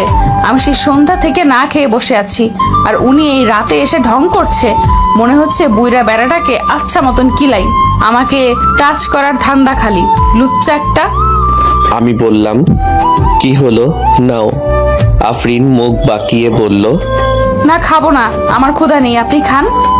এখন রাগ না করে আগে খাবারটা খেয়ে নাও, অনেক রাত হয়েছে। বাহ বাহ, আপনার মনে আছে যে রাত হয়েছে? আমি তো ভাবলাম আপনি ভুলে গেছেন। আচ্ছা, পরে ঝগড়া করো, আগে খেয়ে নাও। নাও, হা করো। না, খাবো না আমি। আফরিন খাও বলছি। না, খাবো না বলছি তো। আফরিন, আমি এবার একটু রাগী স্বরে বললাম। আফরিন আমার দিকে তাকিয়ে ভীত মুখে বলল, আমার উপর চিল্লাবেন না, একদম চিল্লাবেন না। আমি আপনাকে ভয় পাই না, ওকে? আমি ছোট না। খাবার যদি এখন না খাও তাহলে কিন্তু আমি এখন আমার অধিকার দেখাতে শুরু করব। ভেবে দেখো কি করবে। আফরিন চমকে উঠল, ভীত মুখটা আরো ভীত হয়ে গেছে। ফ্যাকাশে মুখে আমাকে বলল, কিসের অধিকার? হে হে হে, ওই যে ওই অধিকার। কোন অধিকার? স্বামীর অধিকার, দেখাবো নাকি? দেখুন, ভালো হবে না কিন্তু। আপনি আমার কাছেও আসবেন না। কি ভেবেছেন? হ্যাঁ, বিয়ে করেছেন বলে যা খুশি তাই করবেন? আমি চিল্লাবো কিন্তু। সবাইকে বলে দেব আপনি আমার সাথে কি সব করতে চাইছেন। আমি অবাক, আমি হতাশ। এই মেয়েকে কিছুই বোঝে না, একটু থেকে একটু হলেই বাচ্চাদের মতো করে। কি যে করি একে নিয়ে। আমি চেয়ারটা ওর একদম সামনে টেনে এনে বসলাম। খাবারটা নিয়ে এবার ওর মুখে ধরে বললাম, এবার না খেলে তোমার ওই ঠোঁটে আমি কিস করে দেব, ভেবে দেখো কি। ও মা, কথা শেষ না হতেই আফরিন দ্রুত আমার হাত থেকে খাবারটা খেয়ে নিল। হ্যাঁ হ্যাঁ, এবার ভয় পেয়েছে আমার পিচ্চি বউটা। আমার দিকে এমনভাবে তাকিয়ে আছে যেন আমাকে খাবারের সাথে খেয়ে নেবে। ভীষণ হাসি পাচ্ছে, তবে হাসিকে থামিয়ে ওকে খাইয়ে দিতে লাগলাম। আফরিন কোনো কথা না বলে খেয়ে চলেছে। আমি মনে মনে হ্যাপি, এই প্রথম কাউকে খাইয়ে দিচ্ছি। আমার কাছেও ভালো লাগছে, আমার পিচ্চি বউটা অনেক সুন্দরী। আর ওর মুখের মায়াটা এই সৌন্দর্যকে দ্বিগুণ করে তুলেছে। আমি এ মায়ায় সবসময় হারিয়ে যাই। ইচ্ছে হয় পিচি বউটাকে একটু আদর করতে, কিন্তু কি আর করার, ভালোবাসার অধিকার পেতে অনেক দূর যেতে হবে আমাকে। এই পিচি মেয়েটার মনে জায়গা তো করতে হবে। খাওয়া শেষে আফরিন দৌড়ে রুমে চলে গেল। আমি এবার নিজের খাবারটা বেড়ে নিলাম। আমারও ক্ষুধা লেগেছে খুব। কি বউরে বাবা, আমি খেয়েছি কিনা জিজ্ঞাসা করলো না। আমার জন্যে না খেয়ে আছে এটাই অনেক। এমনটা হবে আমি আশাই করিনি। তার মানে ও কি আমাকে মনে মনে ভালোবাসে? আফরিন খাটে এসে বসে পড়ল। শীত পড়ছে অনেক। কম্বলটা গায়ে নিয়ে কম্বলের নিচে লুকিয়ে পড়ল আফরিন। আফরিনের মুখটা লাল হয়ে আছে। আফরিন চোখ বুজে আছে, মনে মনে ভাবছে, কি লুচুরে বাবা, বলে কিনা আমাকে কিস করবে, সাহস কত! আমার এই সুন্দর ঠোঁটের দিকে ওই লুচি শকুনটার নজর পড়ে গেছে। আমি কি করব এখন? আম্মুকে বলবো? না না, আমি কাউকে ভয় পাই নাকি? আর আম্মুকে বললে শেষে আবার আমাকে রাগ করবে। আমার এখন লাগছে কেন, ওই একটা কথায় আমার শরীরে এমন যেন তোলপাড় শুরু হয়ে গেছে। আমার গরম লাগছে, জ্বর আসবে নাকি? না না, কি সব ভাবছি আমি। কি এমন কথাই বলছে যে এমন হয়েছে? উফ বুইড়া বেটা, তোকে আমি মেরে ফেলবো। তোর জন্য আমার এমন ফিল হচ্ছে, অসহ্য লাগছে। কি হচ্ছে কি আমার সাথে? বারবার ওই কথা কানে ভাসছে। আমি এবার শেষ করে রুমে চলে আসলাম। দেখলাম আফরিন কম্বলের নিচে ঢুকে আছে। পারেও মেয়েটা, খুব ঘুম পাচ্ছে, তাই আমি শুয়ে পড়লাম। মাঝে এক বিশাল দয়াল করে রেখেছে আমার বউটা। এই শীতের রাতে কোথায় বউকে জড়িয়ে ধরে ঘুমাবো তা না, এখন তো সে আশা আমার আশায় থেকে গেল। কি লাভ আমার বিয়ে করে? এভাবেই কি শীতটা পার হয়ে যাবে? দেখতে দেখতে ঘুমিয়ে গেলাম। রাত 2টার কাছাকাছি পাশে শব্দ শুনে ঘুমটা ভেঙে গেল। ঘুম চোখে উঠে লাইটটা জেলে দেখলাম আফরিন বসে আছে আর পেট ধরে কান্না করছে। আমি হড়বড়িয়ে উঠলাম। কি হলো? আফরিনের বিছানা থেকে বালিশগুলো সরিয়ে দিলাম। আফরিন এই কান্নার মাঝে বলল, এগুলো সরালেন কেন? আপনার মতলব কি? এই সময়েও এমন কথা শুনে কি বলবো ভাবতে পারছি না। আমি কিছু না বলে বললাম, পেট ব্যথা করছে তোমার? ও আমার দিকে তাকিয়ে মুখ টাড়িয়ে হ্যাঁ বলল। আমি সঙ্গে সঙ্গে ডাক্তারকে কল করলাম। এত রাতে কল ধরবে কিনা জানি না, তবে একটু পর আমার কলটা ধরলো। ডাক্তারের সাথে কথা বলে আমি কিছু মেডিসিন এনে আফরিনকে খাইয়ে দিলাম। তখন ফুচকা খাওয়াতে মনে হয় পেটে ব্যথা করছে। অনেকগুলো এনেছিলাম, সবগুলো খাওয়ার জন্য এমনটা হয়েছে মনে হয়। একটু পর আমি বললাম, এখনো ব্যথা করছে তোমার? দেখি মুখটা। কেন? আমি ওর মুখটা তুলে ওর চোখের পানি মুছে দিলাম। মেয়েটা কান্না করলে একদম আমার ভালো লাগে না, যেন আমি নিজেই ভেতর থেকে ক্ষতবিক্ষত হয়ে যাই। মেয়েটা আমাকে দেখে চলেছে। আমি বালিশটা উপর করে হেলান দিয়ে বসলাম আর একটানে আফরিনকে আমার বুকে টেনে নিলাম। আফরিন অবাক হয়ে গেল, কিছু বলতে যাবে অমনি আমি বললাম, চুপ, একদম চুপ। এমন পাগলামি করো কেন? তোমার কষ্ট হলে আমি ঠিক থাকতে পারি না। আমাকে কেন ডাক দিলে না? এমন করো কেন? একদম পিচ্চি মেয়েদের মতো করো। আমাকে একবার ডাক দিতে, এরপর থেকে এমন যেন না হয়। কিছু হলে আমাকে সাথে সাথে বলবে, কেমন? আফরি কিছু বললো না, শান্ত হয়ে আমার বুকে শুয়ে আছে। আমি ওর মাথায় হাত বুলিয়ে দিচ্ছি, ওকে শান্ত করার চেষ্টা করছি। অবুঝ মেয়ে একটা। ওকে বুকে নিয়ে খুব ভালো লাগছে। মনে হচ্ছে আমার পৃথিবীটা পূর্ণতায় ভরে উঠেছে। আমার চোখে ঘুম এসে পড়েছে। আমি ওভাবেই আস্তে আস্তে ঘুমিয়ে পড়লাম। সকালে দরজায় খটখট শব্দ শুনে আফরিনের ঘুমটা ভেঙে গেল। ও এখন আমার বুকেই শুয়ে আছে। রাতে ওভাবেই ঘুমিয়ে গেছিল আফরিন। আফরিন নিজে বুঝতে পারলো কি অবস্থায় আছে। আমার দিকে তাকিয়ে আফরিন চুপ হয়ে আছে। এভাবে কিছুক্ষণ থাকার পর আফরিন মুচকিয়ে হাসলো। আস্তে করে উঠে গেল আফরিন। খাট থেকে নেমে আবার আমার দিকে তাকিয়ে আছে। আফরিন একদিনে আমার দিকে তাকিয়ে আছে। কাল রাতের কথা ভেবে চলেছে আফরিন। ইস, কি লজ্জার বিষয়, লুচু বর একটা। আমার তো এখন ওনার সামনে আসতেও লজ্জা লাগছে। রাতেও ওনাকে আটকালে ভালো হতো, কিন্তু কেন জানি তখন আমি নিজেকে আটকাতে পারিনি। এই বুকে কি যেন একটা জাদু আছে। এই প্রশস্ত বুকে মাথা রাখতেই যেন আমি শান্তি অনুভব করলাম। যেন এই বুকের বিছানার মতো আমি আজ পর্যন্ত কোনো বিছানা দেখিনি। কেমন সব ব্যথা, সব ক্লান্তি নিমেষেই নাই হয়ে গেছিল। উফ, কি ভাবছি আমি। দরজার আওয়াজ হলে আফরিন দ্রুত এসে দরজা খুলে দিল। মারিয়ামকে দেখে আফরিন বলল, আরে এত সকালে যে? ডিস্টার্ব করলাম না তো ভাবি? আরে না, ভেতরে আসো। ভাইয়া কি করে? এই যে দেখো কি করছে। ঘুমাচ্ছে। রাতে আমার ভাইটাকে একটুও ঘুমাতে দাওনি মনে হয়। মারিয়াম, তুমিও না, তার ঘুম সে ঘুমাচ্ছে, আমার কি? তাই না? সে আমি বুঝি, আমি এতটাও ছোট না। খালি বেশি বুঝো তুমি। আচ্ছা চলো কফি খাই, তোমাকে জিজ্ঞেস করতে আসলাম খাবে কিনা। হ্যাঁ চলো, আমার খেতে ইচ্ছে করছে। আচ্ছা তুমি সাথে যাও, আমি নিয়ে আসছি। সকাল সকাল সাথে বসে কফি খাওয়ার মজাই আলাদা। ওকে দাঁড়াও, আমি চাদরটা নিয়ে নিই, বাইরে শীত। বাবা, বিয়ের পরেও শীত লাগে বুঝি। তুমি খুব দুষ্টু। দাঁড়াও, তোমার বিয়ের কথা বলছি। না না থাক, আমার এক্ষুনি কোনো ইচ্ছা নেই, আমি এখনো ছোট। আচ্ছা আমি কফি নিয়ে আসছি। ওকে। কিচেনে আম্মু রান্নার কাজ শুরু করে দিছে। মারিয়াম এসে বলল, আম্মু 2টা কফি দাও না। 2টা একসাথে খেতে পারবি তুই? না না, আমি একটা আর ভাবি একটা। আফরিন মামুনি উঠছে ঘুম থেকে? হ্যাঁ, সাথে গেছে। আচ্ছা এই মায়া, এদিকে আয় তো। যে খালামুনি। এই 2টা কফি বানাতো। আচ্ছা। আফরিন ছাদে এসে চারিদিকটা দেখতে লাগলো। বেশ ভালো লাগছে। চারিদিকে কুয়াশায় ঢাকা, বেশি দূর দেখা যাচ্ছে না, তবুও সকালের এই নিস্তব্ধতায় এক অন্যরকম ভালো লাগা আছে। ফ্রেশ হাওয়া গায়ে শিহরণ দিয়ে দিচ্ছে। পেছন থেকে মারিয়াম এসে বলল, এই যে কফি চলে এসেছে। ওয়াও, ধন্যবাদ আমার কিউট ননদিনী। Welcome welcome. সুন্দর না? হ্যাঁ, এই জন্যই তো তোমাকে ডেকে আনলাম। আমার খুব ভালো লাগছে। দূরে দেখা যাচ্ছে না বেশি, কুয়াশার কারণে। তবুও ভালো লাগছে। আম্মু কি করে? কিচেনে আছে। কি বলো, তাহলে তো আমার যাওয়া উচিত। কেন? আমি তো এখন এই বাসার বউ, তাই না? আমার একটা দায়িত্ব তো আছে। হয়েছে, এখন এসব করতে হবে না। আম্মু মানা করেছে, বাসায় কাজ করার জন্য 2-3 জন এমনিতেই লোক রাখা আছে। আম্মু বলেছে যখন সময় হবে তখন নিজেই তোমার হাতে সব দায়িত্ব তুলে দেবে। ও আচ্ছা। এখন এনজয় করো, পড়ালেখা আছে সেদিকে মন দাও। হ্যাঁ, সামনেই পরীক্ষা আমার। সেটাই তো বলছি। এদিকে আমার ঘুমটা ভেঙে গেছে এতক্ষণে। ঘাটটা কেমন ব্যথা করছে। বালিশে হেলান দিয়ে ঘুমানোর জন্য হয়তো এমন হয়েছে। হঠাৎ খেয়াল হলো আফরিন নেই। রাতে আমার বুকেই ছিল, হয়তো সকালে আমার আগে উঠে গেছে। কি অবস্থা শরীরের এখন জিজ্ঞাসা করতে পারলাম না কই গেছে। আবার রাগনা করে বসে রাতে ওভাবে আমার কাছে রাখার জন্যে, কিন্তু এত সকালে গেছে কই। কফি খেতে পারলে ভালো লাগতো। আম্মু তো সকাল সকাল কিচেনে আসে। দেখি আম্মুকে বলি। আমি কিচেনে এসে দেখলাম সত্যি আম্মু কিচেনে। আমি আম্মুকে পেছন থেকে জড়িয়ে ধরলাম। আম্মু হেসে বলল, আমার ছেলেটা আজকে সকালে উঠেছে? সূর্য কোন দিকে উঠেছে? আম্মু কফি দাও না একটা।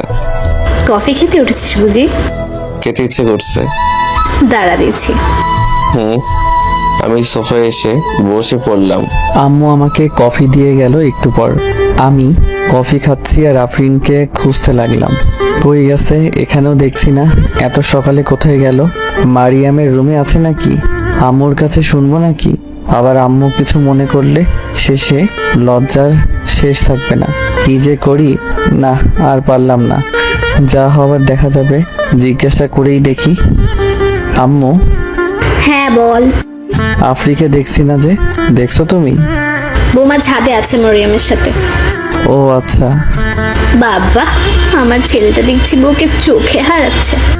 আম্মু তুমিও না? সকালে উঠে দেখছি না, তাই জিজ্ঞাসা করলাম। থাক, আর লজ্জা পেতে হবে না মেয়েদের মতো। আমি কই লজ্জা পাচ্ছি? আমি কি মেয়ে নাকি? হ্যাঁ আমি জানি জানি। ধুর, থাকো তো তুমি। আব্বু কই? জগিং এ গেছে। কত বলি তোর বাবার সাথে যা, একটু শরীর ঠিক করে রাখ, খালি ঘুমাবে। আব্বুর সাথে গেলে আমি আর ফিরে আসতে পারবো না। জানো আব্বুর কত ফ্রেন্ড। একবার গল্প শুরু হলে দিন 12টা বাজে। দেখো না আব্বু কত দেরি করে আসে জগিং থেকে। অজুহাতের কত দিবি? এদিকে সকাল সকাল আফরিনের আম্মু উঠে স্বামীর জন্য কফি নিয়ে এসেছে। স্ত্রীকে পাশে বসিয়ে বললেন, বাসাটা কেমন ফাঁকা ফাঁকা লাগছে, তাই না? হ্যাঁ, লাগবে না, লাগারই তো কথা। আচ্ছা, মেয়েটার তো আসার কথা। হ্যাঁ, আমি ভাবছিলাম আফরিনকে কল করবো আজকে, ওদেরকে আসতে বলি। তাই করো, মেয়েটাকে খুব দেখতে ইচ্ছে করছে। আচ্ছা ঠিক আছে।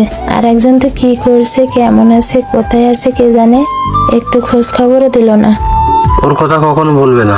আমার একটা মেয়ে, যে মেয়ে আমাদের কথা ভাবে না সে মেয়ে আমার হতে পারে না। তুমি আর কখনো ওর কথা বলবে না। যতই হোক আমাদের মেয়ে, মরে গেছে আমাদের মেয়ে। ভুল করে ফেলেছে। আমরা বাবা মা, আমরা তো আর নিজের সন্তানকে বলতে পারি না জন্ম দিয়েছি, মানুষ করেছি। এসব কখনো ভেবেছে তোমার মেয়ে? ভাবেনি। আচ্ছা রাগ করো না, কফিটা ঠান্ডা হচ্ছে, দেখি কি করে মেয়েটা। আমি কিচেনে যাচ্ছি, আর একটু পরে আমি আফরিনকে কল করে দেখবো। আচ্ছা ঠিক আছে। আফরিন ছাদে দাঁড়িয়ে আছে, মরিয়ম পাশে দাঁড়িয়ে। আফরিন রাতের কথা ভুলতে পারছে না। এত কিছুর মাঝেও ওই লুচু বেটার কথা মন থেকে যাচ্ছে না। ও শরীরের স্পর্শ যেন গায়ে লেগে আছে, ভাবতেই গা শিউরে উঠছে। আফরিন মনে মনে হেসে চলেছে। মরিয়ম খেয়াল করে বলল, কি হলো ভাবিজান, এভাবে হাসছো কেন? বলছি এভাবে হাসছো কেন? কই? এই যে দেখলাম, কি ভাবছো শুনি? না না, কিছু না। কিছু তো একটা আছে, বলো বলো শুনি। আরে তেমন কিছু না, ভাবছি জীবন কতটা মায়াবী, সময় সবকিছু কেমন বদলে দেয়।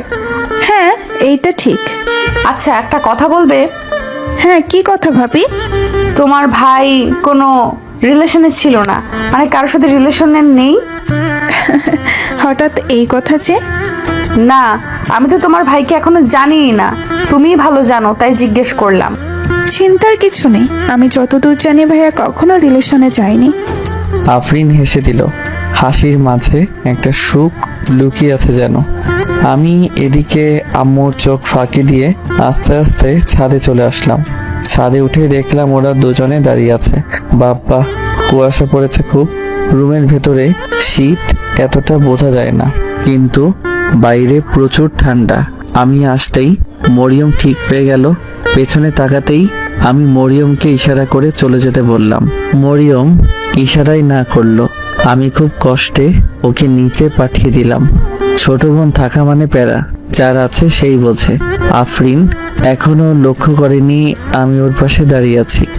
ও সামনের দিকে তাকিয়ে আছে, ওর চোখে শীতলতা ছেপে আছে।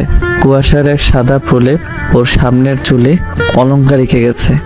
বেশ লাগছে ওকে। মায়াবী চোখ দুটি এই বিশালতায় বিচরণ করে চলেছে। ও গায়ে চাদর জড়িয়ে আছে। আমার ঠান্ডা লাগছে খুব।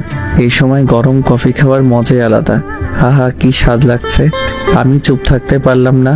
আফরিনকে বললাম, কখন এসেছো এখানে? পাশ থেকে আমার কণ্ঠ শুনে আফরিন চমকে উঠল। অবাক হয়ে চোখ বড় বড় করে আমার দিকে তাকালো আফরিন। আমি মুচকি হেসে বললাম, এভাবে তাকিয়ে আছো যে, কিছু বলবে? আপনি কখন আসলেন? মরিয়ম কই? নিচে গেছে। আপনি এখানে কি করছেন? আমি তো এসেছিলাম আমার বউকে খুঁজতে। আমি নিচে যাচ্ছি। আফরিন চলে যেতে গেলে আমি ওর হাতটা ধরে আটকে দিলাম। ও পেছনে আমার হাতের দিকে তাকালো। আমি ওর মুখের দিকে তাকালাম।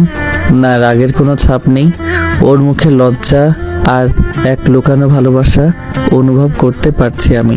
আমি ওকে পাশে এনে বললাম, পালাচ্ছ? আমি পালাবো কেন?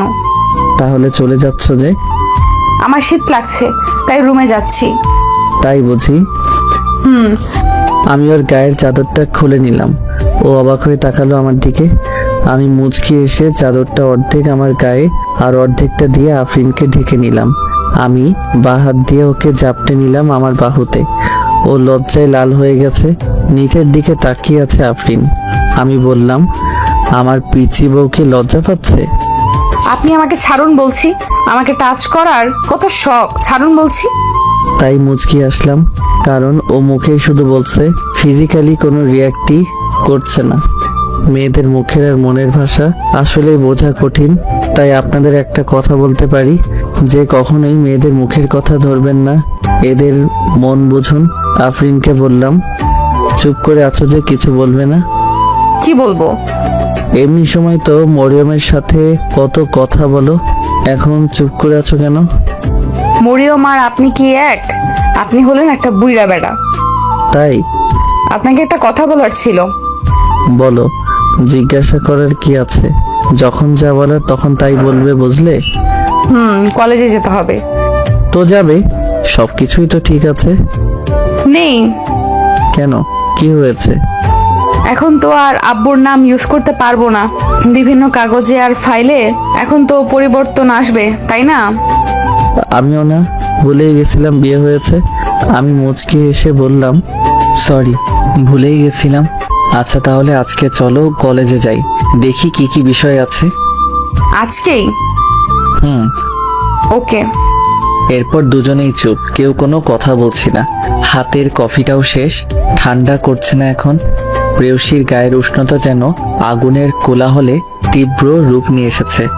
মনের উঠানে বসন্তের ফুল ফুটেছে অনেক, তবে সেই বসন্তের আগমন বার্তা পাশের মানুষটি কি বুঝতে পারছে জানি না। তবে আমার মন যে শীতের বিপরীতে বসন্তের ঘর বেঁধেছে তার মায়াতে। বেশ কিছুক্ষণ পর আমি বললাম, বাসার কথা মনে পড়ছে তোমার? আফরিন কিছু বলল না। কিছুক্ষণ চুপ থাকার পর বলল, বাসায় যাব, খুব যেতে ইচ্ছে করছে, নিয়ে যাবেন? আফরিনের কণ্ঠ ভারী হয়ে এসেছে। পিচ্ছি বউটারে ভারী কণ্ঠ আমার মনকে ছিন্ন বিচ্ছিন্ন করে তোলে। তোলপাড় হয়ে ওঠে আমার মনের ভেতর। আমি ওকে বললাম, আজকে কলেজ থেকে আসি, তারপর কাল না হলে পরশু তোমাকে নিয়ে যাব, কেমন? সত্যি? হ্যাঁ সত্যি। ধন্যবাদ। আফরিন হাসলে ওর মুখে টোল পড়ে। এখনো এর ব্যতিক্রম হলো না। আমি সেই দিকেই তাকিয়ে আছি। কি মায়া ওর ভেতর! আমি জানি না আমার এই ভালোবাসা ও অনুভব করতে পারে কিনা, তবুও আমি ওকে ভালোবাসছি। প্রতিনিয়ত যেন বেড়েই চলেছে ভালোবাসা। আমি বললাম, চলো নিচে যাই, এখানে বেশিক্ষণ এভাবে থাকলে ঠান্ডা লাগবে। চলেন। রুমে এসে আমি ফ্রেশ হতে চলে গেলাম। আফরিন কাপ দুটো রেখে আম্মুকে বলল, আম্মু আমি হেল্প করি? আম্মু হেসে বলল, একদমই না। আমার মেয়ে যেমন আমার কাছে খুব আদরে, তেমনি তুমিও আমার আরেক মেয়ে। তাই আমি চাই না এখনই তুমি এসব নিয়ে ভাবো। তুমি পড়ালেখা নিয়ে ভাবো, তোমার স্বপ্ন পূরণ করো, বুঝলে? সময় আসলে আমি শুধু এই কি যে নাই পুরো বাসার দায়িত্ব তোমাকে দিয়ে দিব, ঠিক আছে? ধন্যবাদ আম্মু। যাও ফ্রেশ হয়ে নাও, নাস্তা করবে। আচ্ছা। আফরিন রুমে এসে দেখলো ফোন বেজে চলেছে। তাড়াতাড়ি এসে ফোনটা নিয়ে দেখলো আম্মু ফোন করছে। আফরিন অনেক খুশি হয়ে গেল, ফোনটা ধরেই বলল, কেমন আছো আম্মু? ভালো রে মা, তুই কেমন আছিস? ভালো। আম্মু বাসায় আসবো, তোমাদের দেখতে ইচ্ছে করছে। পাগলি মেয়ে আমার, সেই জন্যই তো ফোন করলাম, তোদেরকে আসতে বলার জন্য। রাফি কোথায়? ফ্রেশ হতে ঢুকেছে। আচ্ছা জামাই আসলে বলিস, আমি বিয়ান সাহেবের সাথে কথা বলে নিব, কেমন? হ্যাঁ আমি বলেছি ওনাকে, বলেছে আজকে কলেজ থেকে আসার পর কাল পরশু আমাকে নিয়ে যাবে। তাহলে তো ভালো। শরীর কেমন আছে মা? ভালো আম্মু। ওখানে সবকিছু ঠিক আছে তো? হ্যাঁ আম্মু, সবাই আমাকে খুব ভালোবাসে, সবাই অনেক ভালো। বলছিলাম না, ওরা অনেক ভালো ফ্যামিলি। এমন ভাগ্য সবার কপালে থাকে না। তোর বোন তো বুঝলো না, নিজের কপাল নিজেই পোড়ালো। এখনো আমাদেরকে একটা ফোন পর্যন্ত করেনি। তোর আব্বু তো ওর কথা শুনতেই পারছে না। আমি আসি, আব্বুকে বোঝাবো, কেমন? আচ্ছা ঠিক আছে, রাখছি, কেমন? আচ্ছা, খোদা হাফেজ। নাসিমা বেগম ফোনটা রেখে মুচকি হাসলেন। ভাবছেন, আমার ছোট মেয়েটা কেমন সংসারী হয়ে উঠছে। ও ঠিক ওই ফ্যামিলির হাল ধরতে পারবে, ঠিক সবকিছু সামলে নিতে পারবে। আমার বিশ্বাস আছে ওর প্রতি। আফরিন এদিকে মাইশার কাছে ফোন করলো। মাইশা রেডি হচ্ছিল কলেজের জন্যে। ফোনটা ধরে বলল, কি রে ভাই, বিয়ের পর খোঁজ নিয়েছি, ভাবলাম হানিমুনে চলে গেছিস। চুপ, খালি বেশি কথা বলিস। কই তুই? বাসায় রেডি হচ্ছি। ওকে, আমি আসছি। কলেজ আসবি তুই? হ্যাঁ, ওই যে বিয়ের পর এখন তো গার্ডিয়ান উনি, তাই না? তাই এসব বিষয়ে একটু কাজ করতে হবে। বাহ, কি ভালোবাসা রে। আচ্ছা আয়, দুলা ভাই আসবে? হ্যাঁ আসবে। তাহলে তো ট্রিট দুলা ভাইয়ের কাছ থেকে নেব, জলদি আয়। মার খাবি? কি বলছিস এসব? কি ভাববে ইনি? সে আমি কি করে জানবো? আমাদের দুলা ভাই ট্রিট তো হবেই। দেরি করিস না, বেরিয়ে পড়, আমি নাদিয়াকে জানাচ্ছি ব্যাপারটা। আরে শোন। মাইশা ফোনটা কেটে দিল।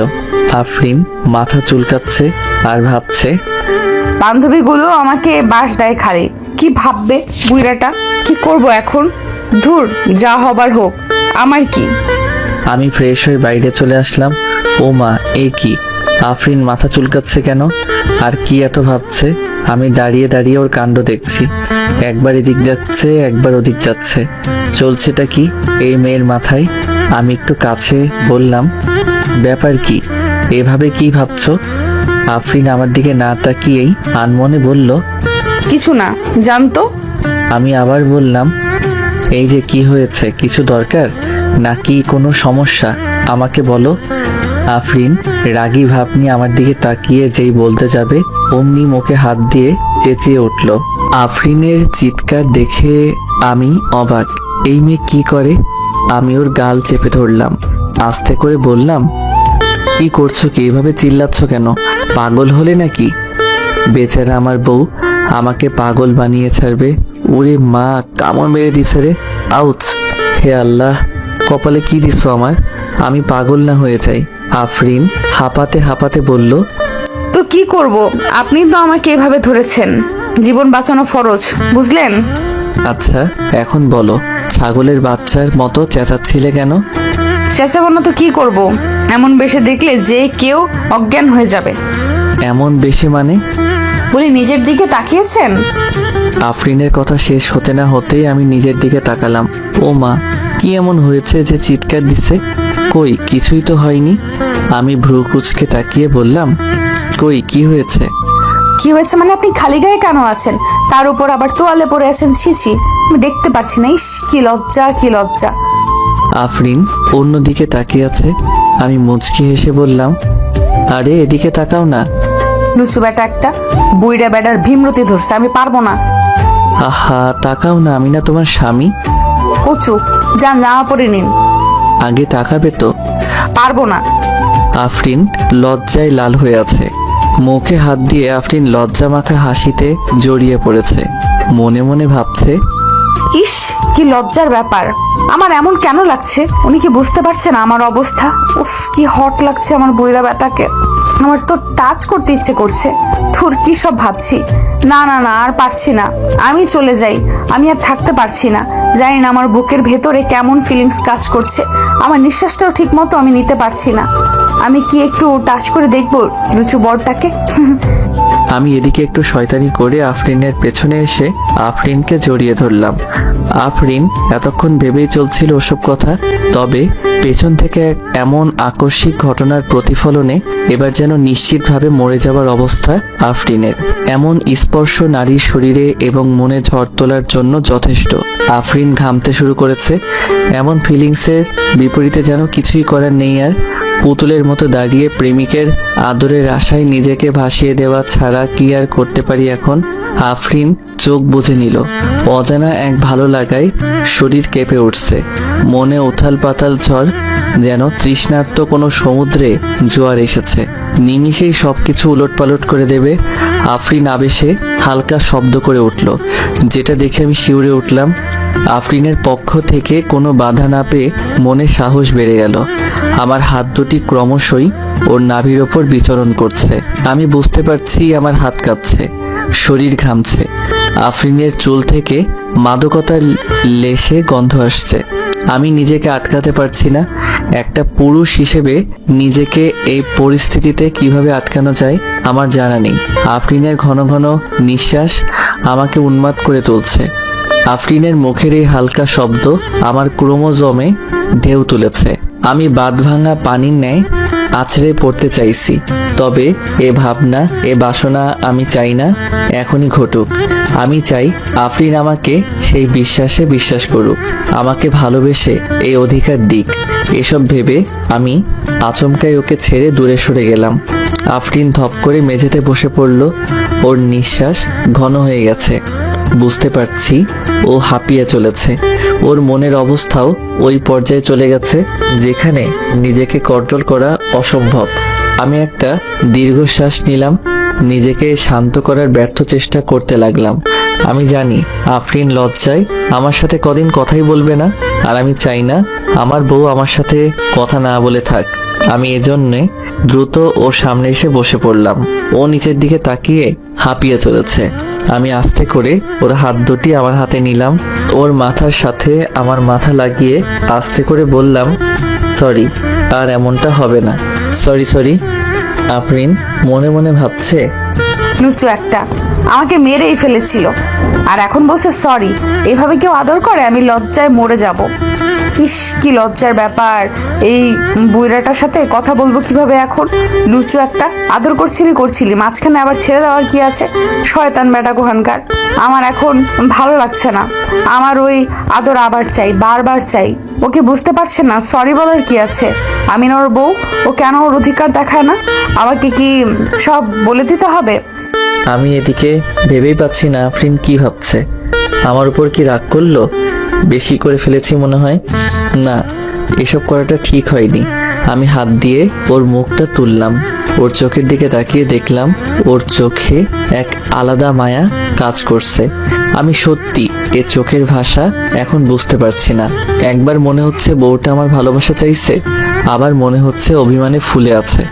বুঝতে পারছি না, তবে এটা ঠিক যে এ চোখে কোনো রাগ দেখতে পাচ্ছি না। আমি আস্তে করে বললাম, রাগ করেছো? আফরিন আমার দিকে তাকাতে পারছে না, ও আবার নিচের দিকে মাথা নিয়ে বসে আছে। আমি দেখলাম ওর মুখ লাল হয়ে গেছে। এমনিতেই ও ফর্সা, তার উপর এমন লাল হয়ে আছে যে একদম পাকা টমেটোর মতো লাগছে। বেশ ভালো লাগছে এভাবে দেখতে আমার পিচ্চি বউটাকে। আমি আবার বললাম, কি হলো, রাগ করে আছো? সরি, আর হবে না, প্রমিস। আমি ফ্রেশ হতে যাচ্ছি। আফরিন এইটুকু বলেই উঠে দৌড়ে চলে গেল হাসতে হাসতে। আমি তাকিয়ে আছি, কি হলো এটা? কিছুই বলল না, না রাগ করলো, না কথা শোনালো, কিছুই করলো না। বুঝতে পারলাম না। যাই হোক, পরে দেখা যাবে। আগে ওর কলেজের ব্যাপারটা মিটিয়ে আসি, তারপর ওকে মানিয়ে নেওয়া যাবে। কতক্ষণ আর রাগ করে থাকবে? আমি উঠে দাঁড়িয়ে গেলাম, অমনি পেছন থেকে আবার চিৎকারের শব্দ পেলাম। চমকে উঠে আমি পেছনে তাকালাম। মরিয়মকে দেখে আমি বললাম, তোর আবার কি হলো? আজকে সবাই এমন চেঁচিয়ে উঠছে কেন? এই বেশে আছো কেন ভাইয়া? খুশিতে। তোর কি? ভাবি দেখলে একেবারে শেষ তুমি। মনে মনে বললাম, ওই পর্ব শেষ হয়ে গেছে। হে হে, বউয়ের সাথে রোম্যান্স করার ফিলিংস একেবারে সেই। মরিয়ম মুখে হাত দিয়ে তাকিয়ে আছে, ভাবছে ভাইয়ার আবার কি হলো, এইভাবে পাগলের মতো কি ভাবছে আর হাসছে। ভাইয়া, ওই ভাইয়া, কি হলো? এই যা তো, ডিস্টার্ব করিস না। আইসে ডিস্টার্ব করতে। আমি ভাবির কাছে এসেছি। ভাবি, ভাবি কই তুমি? আস্তে চিল্লা, ও ফ্রেশ হতে ঢুকেছে। ও আচ্ছা, তাহলে একটু পরে আসি। কি করবি এখন? বের হব আমরা। এখন কই যাবা? ওর কলেজ যাব একটু। ও আচ্ছা, তাহলে আমি আসলে বলবো। আচ্ছা। না, আর কেউ চমকে ওঠার আগেই আমি জামা কাপড় পরে নেই। কি যে হচ্ছে আমার সাথে। আমি রেডি হয়ে বসে আছি খাটে। ওদিকে আফরিনের এখনো বের হওয়ার নামই নেই। বউ আমার ফ্রেশ হতে গিয়ে হারিয়ে গেল নাকি? কি মুশকিল। একটু পর আফরিন বের হয়ে আসলো চুল মুছতে মুছতে। আমার নজর চলে গেল আফরিনের ভেজা চুলে। কি মায়াবী লাগছে আফরিনকে। আমার বউ নাকি এটা আসমানের পরি। কোমরের নিচ পর্যন্ত লম্বা কালো চুল থেকে টুপটুপ করে পানি ঝরছে। ভেজা ঠোঁট দুটি কেমন বসন্তের ছোঁয়া দিচ্ছে। উফ, রাফি রে রাফি, কি কপালের তোর। বউ একটা পেয়েছিস রে রাফি। আমি একদিনে তাকিয়ে আছি আফরিনের দিকে। এ যেন এক মোহের জগতে, মায়ার ঘরে আমাকে কেউ বন্দি করে রেখেছে। একটু পর বুঝতে পারলাম আফরিন আমার দিকে তাকিয়ে আছে। ব্রু কুচকে আমার সামনে এসে বলল, কি সমস্যা? আমি হকচকিয়ে বললাম, কিছু না। কি আবার? আমি তো আয়না দেখছিলাম। কি সুন্দর লাগছে আয়নাটাকে। বলি, আয়না ওই দিকে, এই দিকে না, লুচু একটা। হ্যাঁ, ওই আর কি। জানি জানি, রেডি হও, জলদি করো, দেরি হচ্ছে আমাদের। কথাও ঘোরাতে পারেন না, আইসে বুইরা বেটা একখান। আফরিন আয়নার সামনে এসে বসে পড়লো। চুল আস্তে আস্তে আয়না দিয়ে আমার দিকে তাকালো আফরিন। আমি ওর দিকেই তাকিয়ে আছি। ওর চুল বেয়ে পানির ফোঁটা কোমর এসে পড়ছে। আঁকাবাঁকা এই কোমরের পথ ধরে মুক্তোর দানার মতো পানির কণা ভেসে চলছে, সাথে আমাকেও ভাসিয়ে নিচ্ছে তার মায়ার জগতে। আফরিন বলে উঠল, ওভাবে কি দেখছেন? মেয়ে মানুষ দেখেননি নাকি? আমি আমার বউকে দেখছি, তাতে তোমার কি? আইসে বউ দেখতে, এত দেখা লাগবে না। ঠিক আছে, তুমি না চাইলে দেখবো না। আফরিন মুখ ঘুরিয়ে বলল, আমার কথা শোনেন কত? এখন থেকে শুনবো। দেখা যাবে, এখন চলুন, আমি রেডি। হ্যাঁ চলো। আমি আর আফরিন বেরিয়ে পড়লাম। আফরিন আমার পাশের সিটে বসে আছে। ওর শরীর থেকে ম সুগন্ধ আসছে। ভালোবাসার বউ আমার বুঝতেই পারছে না আমি তার ভালোবাসায় কতটা বিভোর হয়ে গেছি। কবে যে বুঝবে। 20 মিনিট পর আমরা পৌঁছে গেলাম। আফরিন আমাকে বলল, আমার বান্ধবীদের সাথে বেশি কথা বলবেন না বলে দিলাম। কেন? আপনি নাকি এখন থেকে আমার কথা শুনবেন, মনে থাকে জানো। কি মুশকিল, কি আর করার, না চাইতেও মানতে তো হবেই। আমি ওর পাশে দুজনে আগে ক্যান্টিনের দিকে যেতে লাগলাম। ওখানেই নাকি ওনার বান্ধবীগণ আছে, আগে তাদের সাথে নাকি দেখা করবে। ক্যান্টিনের ভেতর আসতেই অনেকেই আমাদের দেখছে, সম্ভবত আফরিনকে দেখছে হয়তো, আর ওর সাথে আমাকে দেখে হয়তো এভাবে তাকিয়ে আছে। যাই হোক, আমার কি, দূর থেকে দুইটা মেয়ে হাত ইশারা করে আমাদেরকে ডাকলো। আফরিন বলল, চলুন। আমি সাথে সাথে এগিয়ে গেলাম। আমি যেই ওরা দুজন আমাকে সালাম দিল, আমি উত্তর দিলাম। আমি আর আফরিন বসে পড়লাম। তারপর ওনাদের সাথে টুকটাক কথাবার্তা। আফরিনের বান্ধবী বলল, দুলা ভাই, আমরা তো ভেবেছিলাম আপনি অনেক বয়স্ক হবেন, আজকাল যেমন বিয়ে হয় আর কি, কিন্তু আপনি তো দেখছি উল্টো হয়ে বের হলেন। হ্যাঁ, ঠিক বলেছিস। সেদিন বিয়েতে আপনাকে দেখে আমি তো ক্রাশে খেয়ে গিয়েছিলাম। মনে হচ্ছিল আফরিনকে রেখে আপনাকে আমি বিয়ে করে নিই। এই তোরা চুপ করবি? কি শুরু করেছিস? ফাজলামি করছিস না তো? আফরিন একটু জেলাসি ভাবে বলল কথাটা। আমি কিছুই বলছি না, কি আর বলবো। এভাবে নিজের প্রশংসা শুনে নিজেকে কেমন হিরো হিরো মনে হচ্ছিল। আমি শুধু একটু একটু হেসে চলেছি। আচ্ছা দোলা ভাই, আমাদের ট্রিট দিবেন না? হ্যাঁ, আজকে ট্রিট তো দিতেই হবে। আমাদের সুন্দরী বান্ধবীকে দিলাম, আপনাকে ট্রিট তো হওয়াই যায়। ওকে, কি খাবে অর্ডার করো। না না, কি করছিস তোরা? এইসবের দরকার নেই। এই তোরা থামবি? সমস্যা নেই, এতটুকু যদি না করতে পারি তাহলে কেমন হয়? আপনারা ইচ্ছে মতো অর্ডার করুন। আফরিন আমার দিকে একটু রাগী চোখে তাকালো। আমি মুচকি হেসে দিলাম। আফরিন মাথা নাড়িয়ে কি যেন বলার চেষ্টা করলো, কিন্তু আমি বুঝতে পারিনি। অতঃপর সবাই মিলে খাওয়া দাওয়া করলাম। খাওয়া শেষ করে ওনাদের সাথে আরেকটু কথাবার্তা বলে উঠে গেলাম। সোজা টিচার্স রুমে গেলাম। এখানে এসে সব ফর্মালিটি পূরণ করতে লাগলাম। আর এই প্রথম আমার নিজেকে কেমন জানি লাগছিল, কেমন বড় বড় ফিল হচ্ছিল। এই সকল প্রসেসের মাঝে নিজেকে একজন দায়িত্ববান পুরুষ মনে হচ্ছিল। আমি আফরিনের গার্জিয়ান হিসেবে পরিচিত হচ্ছিলাম। মনের ভেতর আলাদা একটা অনুভূতি কাজ করছিল। আসলেই দায়িত্ব কোনো ছেলে খেলা না। দায়িত্ব কথাটার ওজন অনেক ভারী, যেটা আমি আজ বুঝতে পারছি। 1.5 ঘন্টা পর বের হলাম আমরা। আফরিন বলল, উফ, আমি ক্লান্ত। এত কিছু করা লাগে, এত ফর্মালিটি। তো হবে না, এমনি এমনি কি সব হয়ে যায় নাকি? আমি তো ভেবেছিলাম অনেক জলদি হয়ে যাবে। হ্যাঁ, ছোটরা সবসময় এমনটা ভাবে। আমি ছোট না, ওকে? সে তো বুঝতেই পারছি। কি জানি এত পুচকে মেয়ে কিভাবে এত দূর চলে আসলো। আমার কথায় আফরিন রেগে গেল। সোজা রেগে হাঁটতে হাঁটতে ক্যাম্পাসের দিকে চলে গেল আফরিন। বোঝো ঠেলা, এ মেয়ে রাগ কি সবসময় মাথায় বসে থাকে নাকি, যে একটু হলেই রেগে যায়? না, আবার কি করে কে জানে। যে দেখি আমি ওর পেছন পেছন চলে আসলাম। আফরিন এসে ক্যাম্পাসের মাঠের মাঝে বসে আছে। আমি এসে ওর সামনে বসে পড়লাম। ও রেগে আছে, ফুসফুস করছে রাগে। আমার হাসি পাচ্ছে খুব, তবে হাসিটা চেপে বললাম, এভাবে রাগ করলে কেন? জানি না। আহা, আমি তো রাগের কিছু বলিনি। ভালো। এভাবে রাগ করলে লোকে কি ভাববে? পিচ্চি মেয়ে বলবে না সবাই? কতবার বলবো আমি পিচ্ছি না? আচ্ছা ঠিক আছে, তুমি পিচ্ছি না, ওকে। জান তো এখান থেকে। কোথায় যাব আমি? যেদিকে মন চায় যান, ভালো লাগছে না আমার। ঠিক আছে, তোমার ওই বান্ধবীদের কল দাও, ওদের সাথে আড্ডা দেই, দেখতেও বেশ ভালো। এই কথা বলতে দেরি, কিন্তু আফরিনের রাগ চরমে উঠতে দেরি হলো না। আমার দিকে এভাবে তাকিয়ে আছে যেন আমাকে পুড়িয়ে মেরে ফেলবে। কি হলো, এভাবে তাকিয়ে আছো কেন? কি বললেন মাত্র? কই কিছু না তো। অন্য মেয়েদের ভালো লাগে, তাহলে ওই আমাকে কেন বিয়ে করেছেন? লোক দেখানোর জন্য? কেন আমাকে দিয়ে মন ভরে না? আমি কি যথেষ্ট না? বোঝো ঠেলা, এ তো দেখছি সিরিয়াস হয়ে গেছে। আরে ভাই, কান্না না করছে বসে, ভাব দেখে সুবিধার মনে হচ্ছে না। যখন তখন বৃষ্টি আসতে পারে দেখছি। আহা, আমি ওটা মিন করিনি, সরি, রাগ করো না। আমি বুঝি তো, বুঝি না ভেবেছো? ভালো, খুব ভালো। আপনাকে দেখা হয়ে গেছে, যান না যান, যার কাছে ভালো লাগে তার কাছেই যান। লুচ্ছ কোথাকার, আমার লাগবে না কাউকে। যান, দেখেন আশেপাশে কত মেয়ে, দেখতে কত সুন্দরী, আমাকে লাগবে না তো। যান না যান, আমি আর এখানে থাকবো না, বাই। আফরিন উঠে চলে যেতে লাগলো। আমি পেছন পেছন গেলাম, নানা কথা বলতে লাগলাম, কিন্তু কিছুতেই কিছু হলো না। রেগে গিয়ে নিজে একটা রিক্সা নিয়ে চলে গেল। কি রাগ রে বাবা। আমি দ্রুত গাড়িটা নিয়ে বাসার দিকে রওনা হলাম।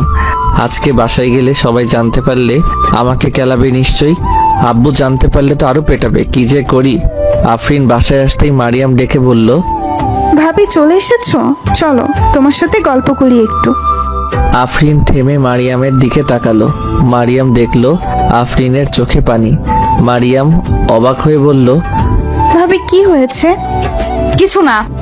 না, কিছু তো একটা হয়েছে, বলো কি হয়েছে? না, কিছু না। আমাকে বলো ভাবি।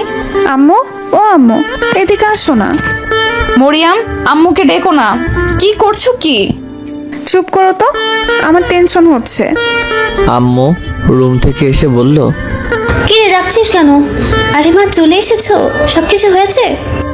জি আম্মু। আম্মু দেখো, ভাবির চোখে পানি। আরে তাই তো, কি হয়েছে মা? কিছু না আম্মু। আমাকে তোমার আম্মুই মনে করো।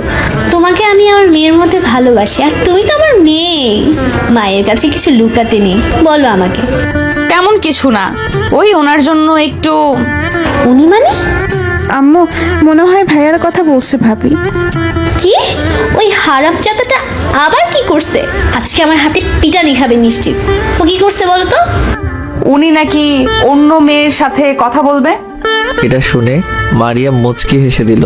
মনে মনে ভাবলো, ভাইয়াটাও না ভাবিকে এভাবে কেন কষ্ট দিল? আমার ভাবিটা কত সহজ সরল, কত ভালোবাসে ভাবি আমার ভাইয়াকে, যে অন্য মেয়ের কথা শুনতেই পারে না। ভাইয়াকে আমি অনেক ভালোবাসি, তবে এখন আমি এই ব্যাপারে ভাবির সাইডে। ভাইয়া এটা একদম ঠিক করেনি। আম্মুও একটু রেগে গেল, বলল, এত বড় সাহস ওর!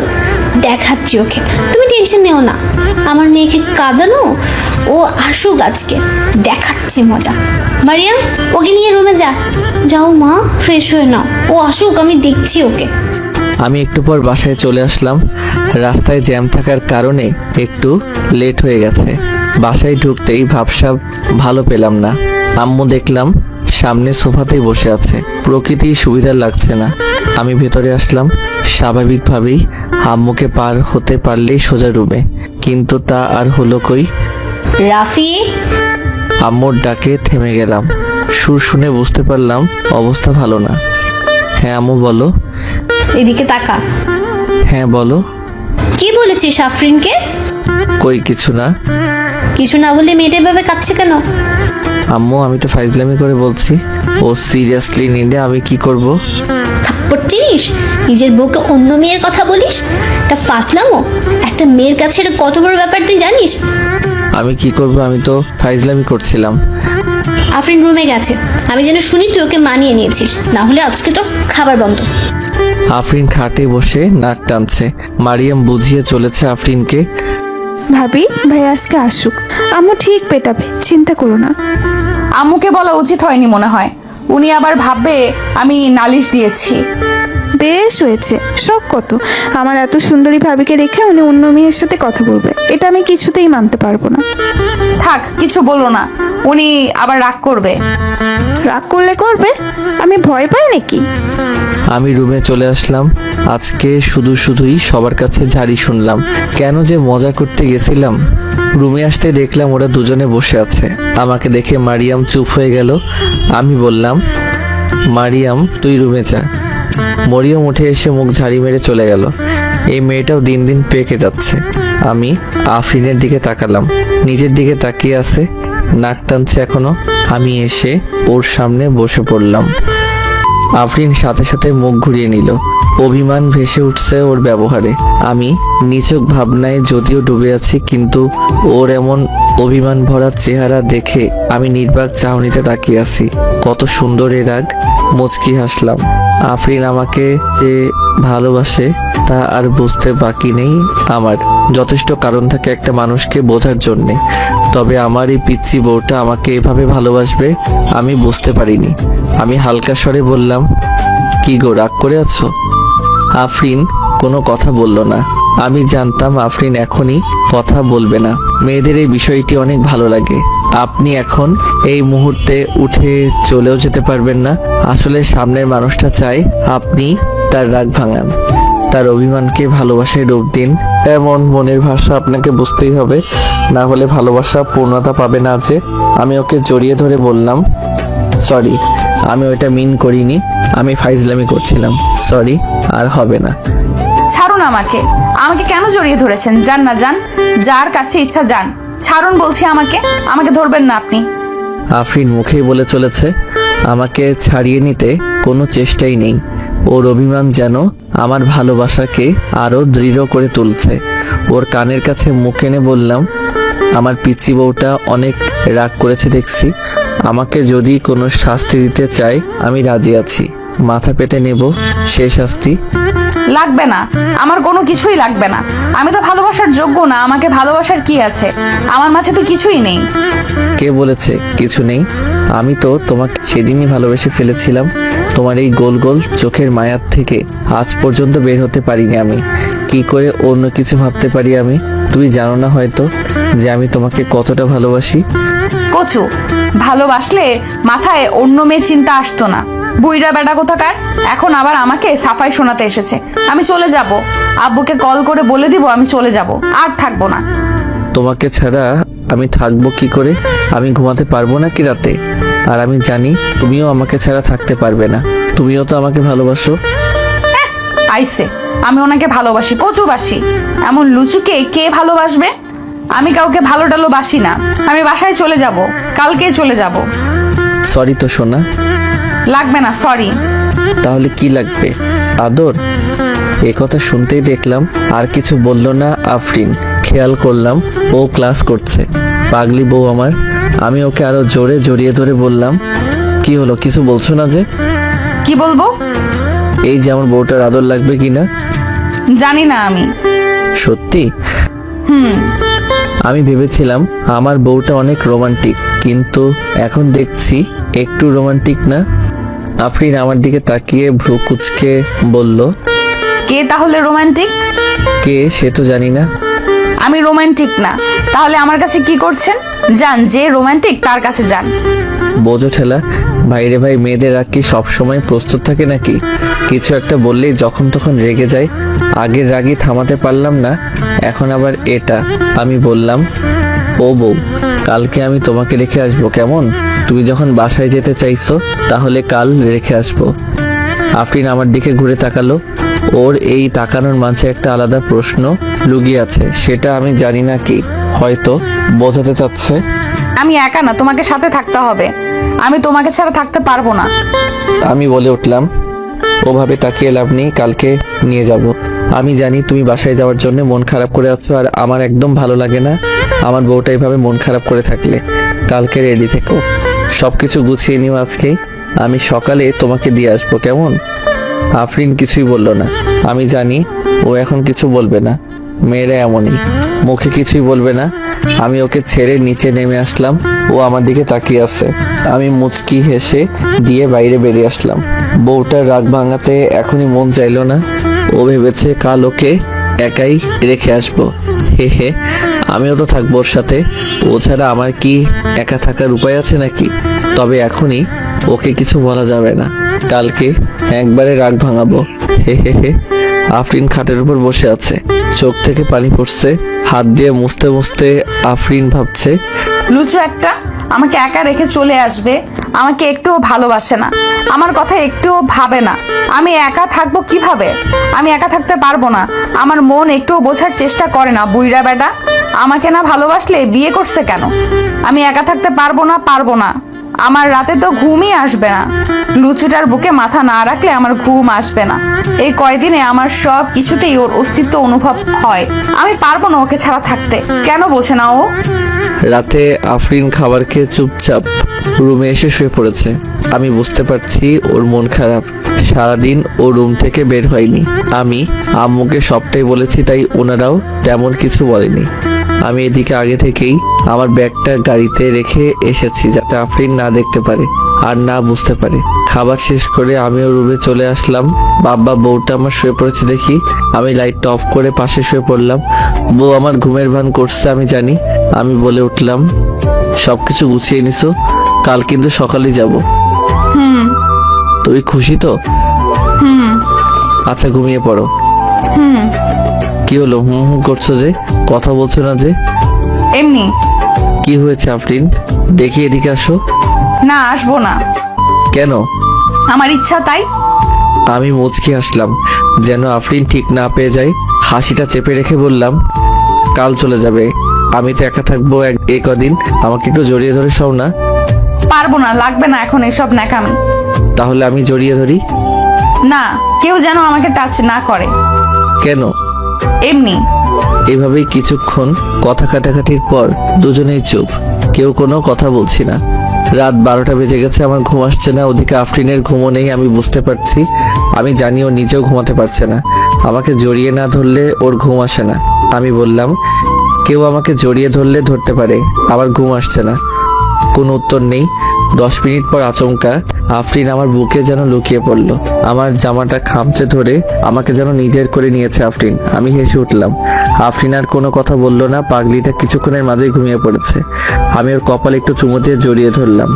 এমন পাগলিকে কেউ না ভালোবেসে রাখতে পারে বলুন? আমিও কখন ঘুমিয়ে পড়েছি খেয়াল নেই। সকালে মারিয়ামের ডাকে ঘুম ভাঙলো। ঘুম থেকে উঠে দেখি আফরিন পাশে নেই। মারিয়াম আমার পাশে বসে বলল, ভাইয়া ওঠ জলদি। কিরে কি হলো? দেখ ভাবি কি করছে। কি করছে? ব্যাগ গুছাচ্ছে, বাসায় যাবে মনে হয়। কালকে তুই ভাবিকে মানাতে পারিসনি? মুচকি হাসলাম, বললাম, এত ভালো কথা, তুই এমন ভয় পাচ্ছিস কেন? এটা কোনো ভালো কথা? আরে ওর বাসার সবার কথা মনে পড়ছে হয়তো, তাই যাচ্ছে। আর আমাকে বলেছিল, আমি বলেছি সকালে দিয়ে আসবো। তুই দিয়ে চলে আসবি নাকি? দেখা যাক কি করি, সর আমি ফ্রেশ হয়ে আসি। আমি ফ্রেশ হতে চলে গেলাম। আফরিন সবকিছু শেষে খাটের উপর বসে পড়লো। মারিয়াম কাছে এসে বলল, ভাবি তুমি রাগ করে যাচ্ছ তাই না? না না, আমি বুঝতে পারছি। ভাইয়াটাও না তোমাকে মানাতেও পারলো না। আচ্ছা তুমি ভাইয়াকে ছাড়া একা থাকতে পারবে তো? কেন পারবো না? সবাই যদি পারে আমিও পারবো। আমি একা থাকতে পারবো, তুমি চিন্তা করো না। যার চিন্তা করার কথা সে তো কখনো বুঝলো না। আমি ভাইয়াকে বলছি, দাঁড়াও, না হলে আম্মুকে বলি, একদম ভাইয়াকে টাইট দিয়ে দেবে। না না থাক, তোমাকে এসব করতে হবে না। সবাই নিজের মতো চলে, আমাদের উচিত না তাকে জোর করা। জোর করে কিছুই হয় না, থাকতে দাও। যার যেমন ইচ্ছে সে সেভাবেই থাক, আমার কি। আমি ফ্রেশ হয়ে এসে দেখলাম দুজনে বসে আছে খাটে। মারিয়াম আমার দিকে রাগী দৃষ্টিতে তাকিয়ে আছে। হেহে, বেচারাটাকে ও আচ্ছা বুদ্ধ বানিয়েছি। দেখলাম আফরিন বসে আছে, বোরখা পরে আছে। আমার বউটা কিউট লাগছে হেব্বি, চোখ দুটো ফুলে আছে। পাগলিটা কেঁদেছে মনে হচ্ছে। আমার কষ্ট হচ্ছে, তবে আর একটু, তারপর সব ঠিক হয়ে যাবে। আমি দ্রুত একটা শার্ট আর একটা প্যান্ট পরে নর্মালি রেডি হয়ে নিলাম যেন আফরিন বুঝতে না পারে। তারপর এসে বললাম, আমি ব্যাগ নিয়ে গাইতে যাচ্ছি, চলে এসো। আফরিন বলল, মারিয়াম ভালো থেকো, ওনার খেয়াল রেখো। ভাবি তুমি আসবে কবে? দেখি কবে আসা যায়। আচ্ছা আম্মু কই? নিচে আছে, চলো। আফরিন নিচে আসতে আম্মু উঠে এসে বলল, সাবধানে যেও মা, আর পৌঁছে আমাকে কল করবে কিন্তু। ঠিক আছে আম্মু, আপনারাও সাবধানে থাকবেন। আব্বু কই? উনি অফিসে গেছে, তবে তোমাকে বলে গিয়েছে যেন সাবধানে যায় আর জলদি ফিরে আসো। ঠিক আছে, টাটা। Okay bye. আমি বসে আছি, আফরিন চলে এসেছে। মারিয়াম ওকে উঠিয়ে দিল। কিছুক্ষণের মধ্যে আমরা রওনা দিলাম আমার শ্বশুরবাড়ি। হেহে, ভারী মজা লাগছে। আফরিন আমার পাশে চুপ করে বসে আছে, কোনো কথাই বলছে না। তবে ওর এই নীরবতার মাঝেও কেমন ভালো লাগা কাজ করে। আমিও আর জোর করে কথা বললাম না। আফরিন বাইরের দিকে তাকিয়ে আছে, যেন প্রকৃতির সাথে মিশে গেছে বউটা। সারা পথার কোনো কথাই বলেনি আফরিন। দুপুরের আগেই আমরা চলে আসছি, বেশি দূরেও না বাসা, জ্যাম না থাকলে আরো আগে চলে আসতাম। আফরিন গাড়ি থেকে নামতেই দুজন লোক এসে দাঁড়িয়ে গেল লাগেজ নেওয়ার জন্যে। আমি ইশারা করে বললাম গাড়ির ডিকিতে আছে। এনারা ব্যাগগুলো নিয়ে গেল। আমরা গাড়ি থেকে নামতে শ্বশুর আর শাশুড়ি আম্মু আমাদের কাছে চলে আসলো। মেয়েকে পেয়ে শাশুড়ি তো জড়িয়ে ধরেছে। শ্বশুর আব্বা বলল, কেমন আছো বাবা? খুব ভালো আব্বা, আপনি কেমন আছেন? আমিও ভালো আছি। আরো আগে আসলে না কেন? আমরা তো ভেবেছি আরো আগেই চলে আসবে। হ্যাঁ, একটু কাজ ছিল তাই লেট হয়ে গেছে। ওকে, এখন এসেই যখন পড়েছে চলো ভেতরে গিয়ে কথা বলি। আসো আসো, এই যে শুনছো, মেয়েকে নিয়ে ভেতরে আসো। আমি সোফায় বসে ওনাদের সাথে গল্প করতে থাকলাম। আফরিন রুমে চলে গেছে। একটু পর ফ্রেশ হয়ে দেখলাম আফরিন নিচে চলে এসেছে, আমার দিকে তাকিয়ে আছে কেমন করে যেন। না আছে এই চাহনিতে রাগ, না আছে অভিমান, কেমন জানি এক অসহায় এই চাহনি, যেন বলছে থেকে যাও আমার কাছে। আমি বুঝতে না পারলেও আমার মন যেন বুঝে গেছে। শাশুড়ি বলল, কি খাবে বলো, কফি করে আনি? না না আম্মা, এখন কিছুই খাবো না। আফরিন বলে উঠল, দরকার নেই আম্মু, উনি খুব ব্যস্ত মানুষ, উনি তো আর থাকতে আসেননি, কিছু দিতে হবে না। এই কথা শুনে ওনারা হেসে দিল, আমিও মুচকি হাসলাম। আফরিন বলল, কি হলো, সবাই হাসছো কেন? আমি কি জোকস বললাম নাকি? কি বলছিস তুই এসব? আম্মু ঠিকই বলছি আমি। তুইও না? রাফি বাবা যাও ফ্রেশ হয়ে নাও, আফরিন ওকে নিয়ে যা। ওনারা চলে গেল, আমি বসে আছি। আফরিন বলল, আপনি বসে আছেন যে, যান না, চলে যান। তাড়িয়ে দিচ্ছ? আপনি নিজেই তো যাচ্ছেন, তাড়াতে যাব কেন? যদি থাকতে চাই রাখবে। আফরিন চুপ মেরে গেল। আমি জানি এই নীরবতার মানে। মুচকি হেসে বললাম, চলো দেখি আমার বইয়ের রুম কোনটা। আমি এখনো সেটাই দেখলাম না। দরকার নেই, দেখা লাগবে না। বললেই হলো, সরো আমি নিজেই যাচ্ছি। আমি রুমে চলে আসলাম। আরফিন আমার পেছন থেকে রুমে চলে আসলো। আফরিন পেছন থেকে বলল, আপনি এখানে এখানে কেন আছেন? বাড়ি আমার শ্বশুরবাড়ি, আমি থাকবো না? না, আপনি থাকবেন না। বললেই হলো। ফ্রেশ হতে ঢুকে গেলাম আমি। আফরিন দাঁড়িয়ে আছে খাটের উপর, এসে বসে গেল। আফরিন কান্না পাচ্ছে খুব। বজ্জাত বর কোথাকার, থাকবে না যখন তখন এইভাবে আমাকে কষ্ট দিচ্ছে কেন? আমি কিভাবে থাকবো একা একা? হঠাৎ আফরিনের চোখ গেল বেডের সাইডে। আফরিন অবাক হয়ে দেখলো, এ কি, এখানে 3টা ব্যাগ কেন? আমি তো 2টা এসেছিলাম, বাকি আরেকটা কই থেকে আসলো? আর এটা তো আমার না, তাহলে এটা কার?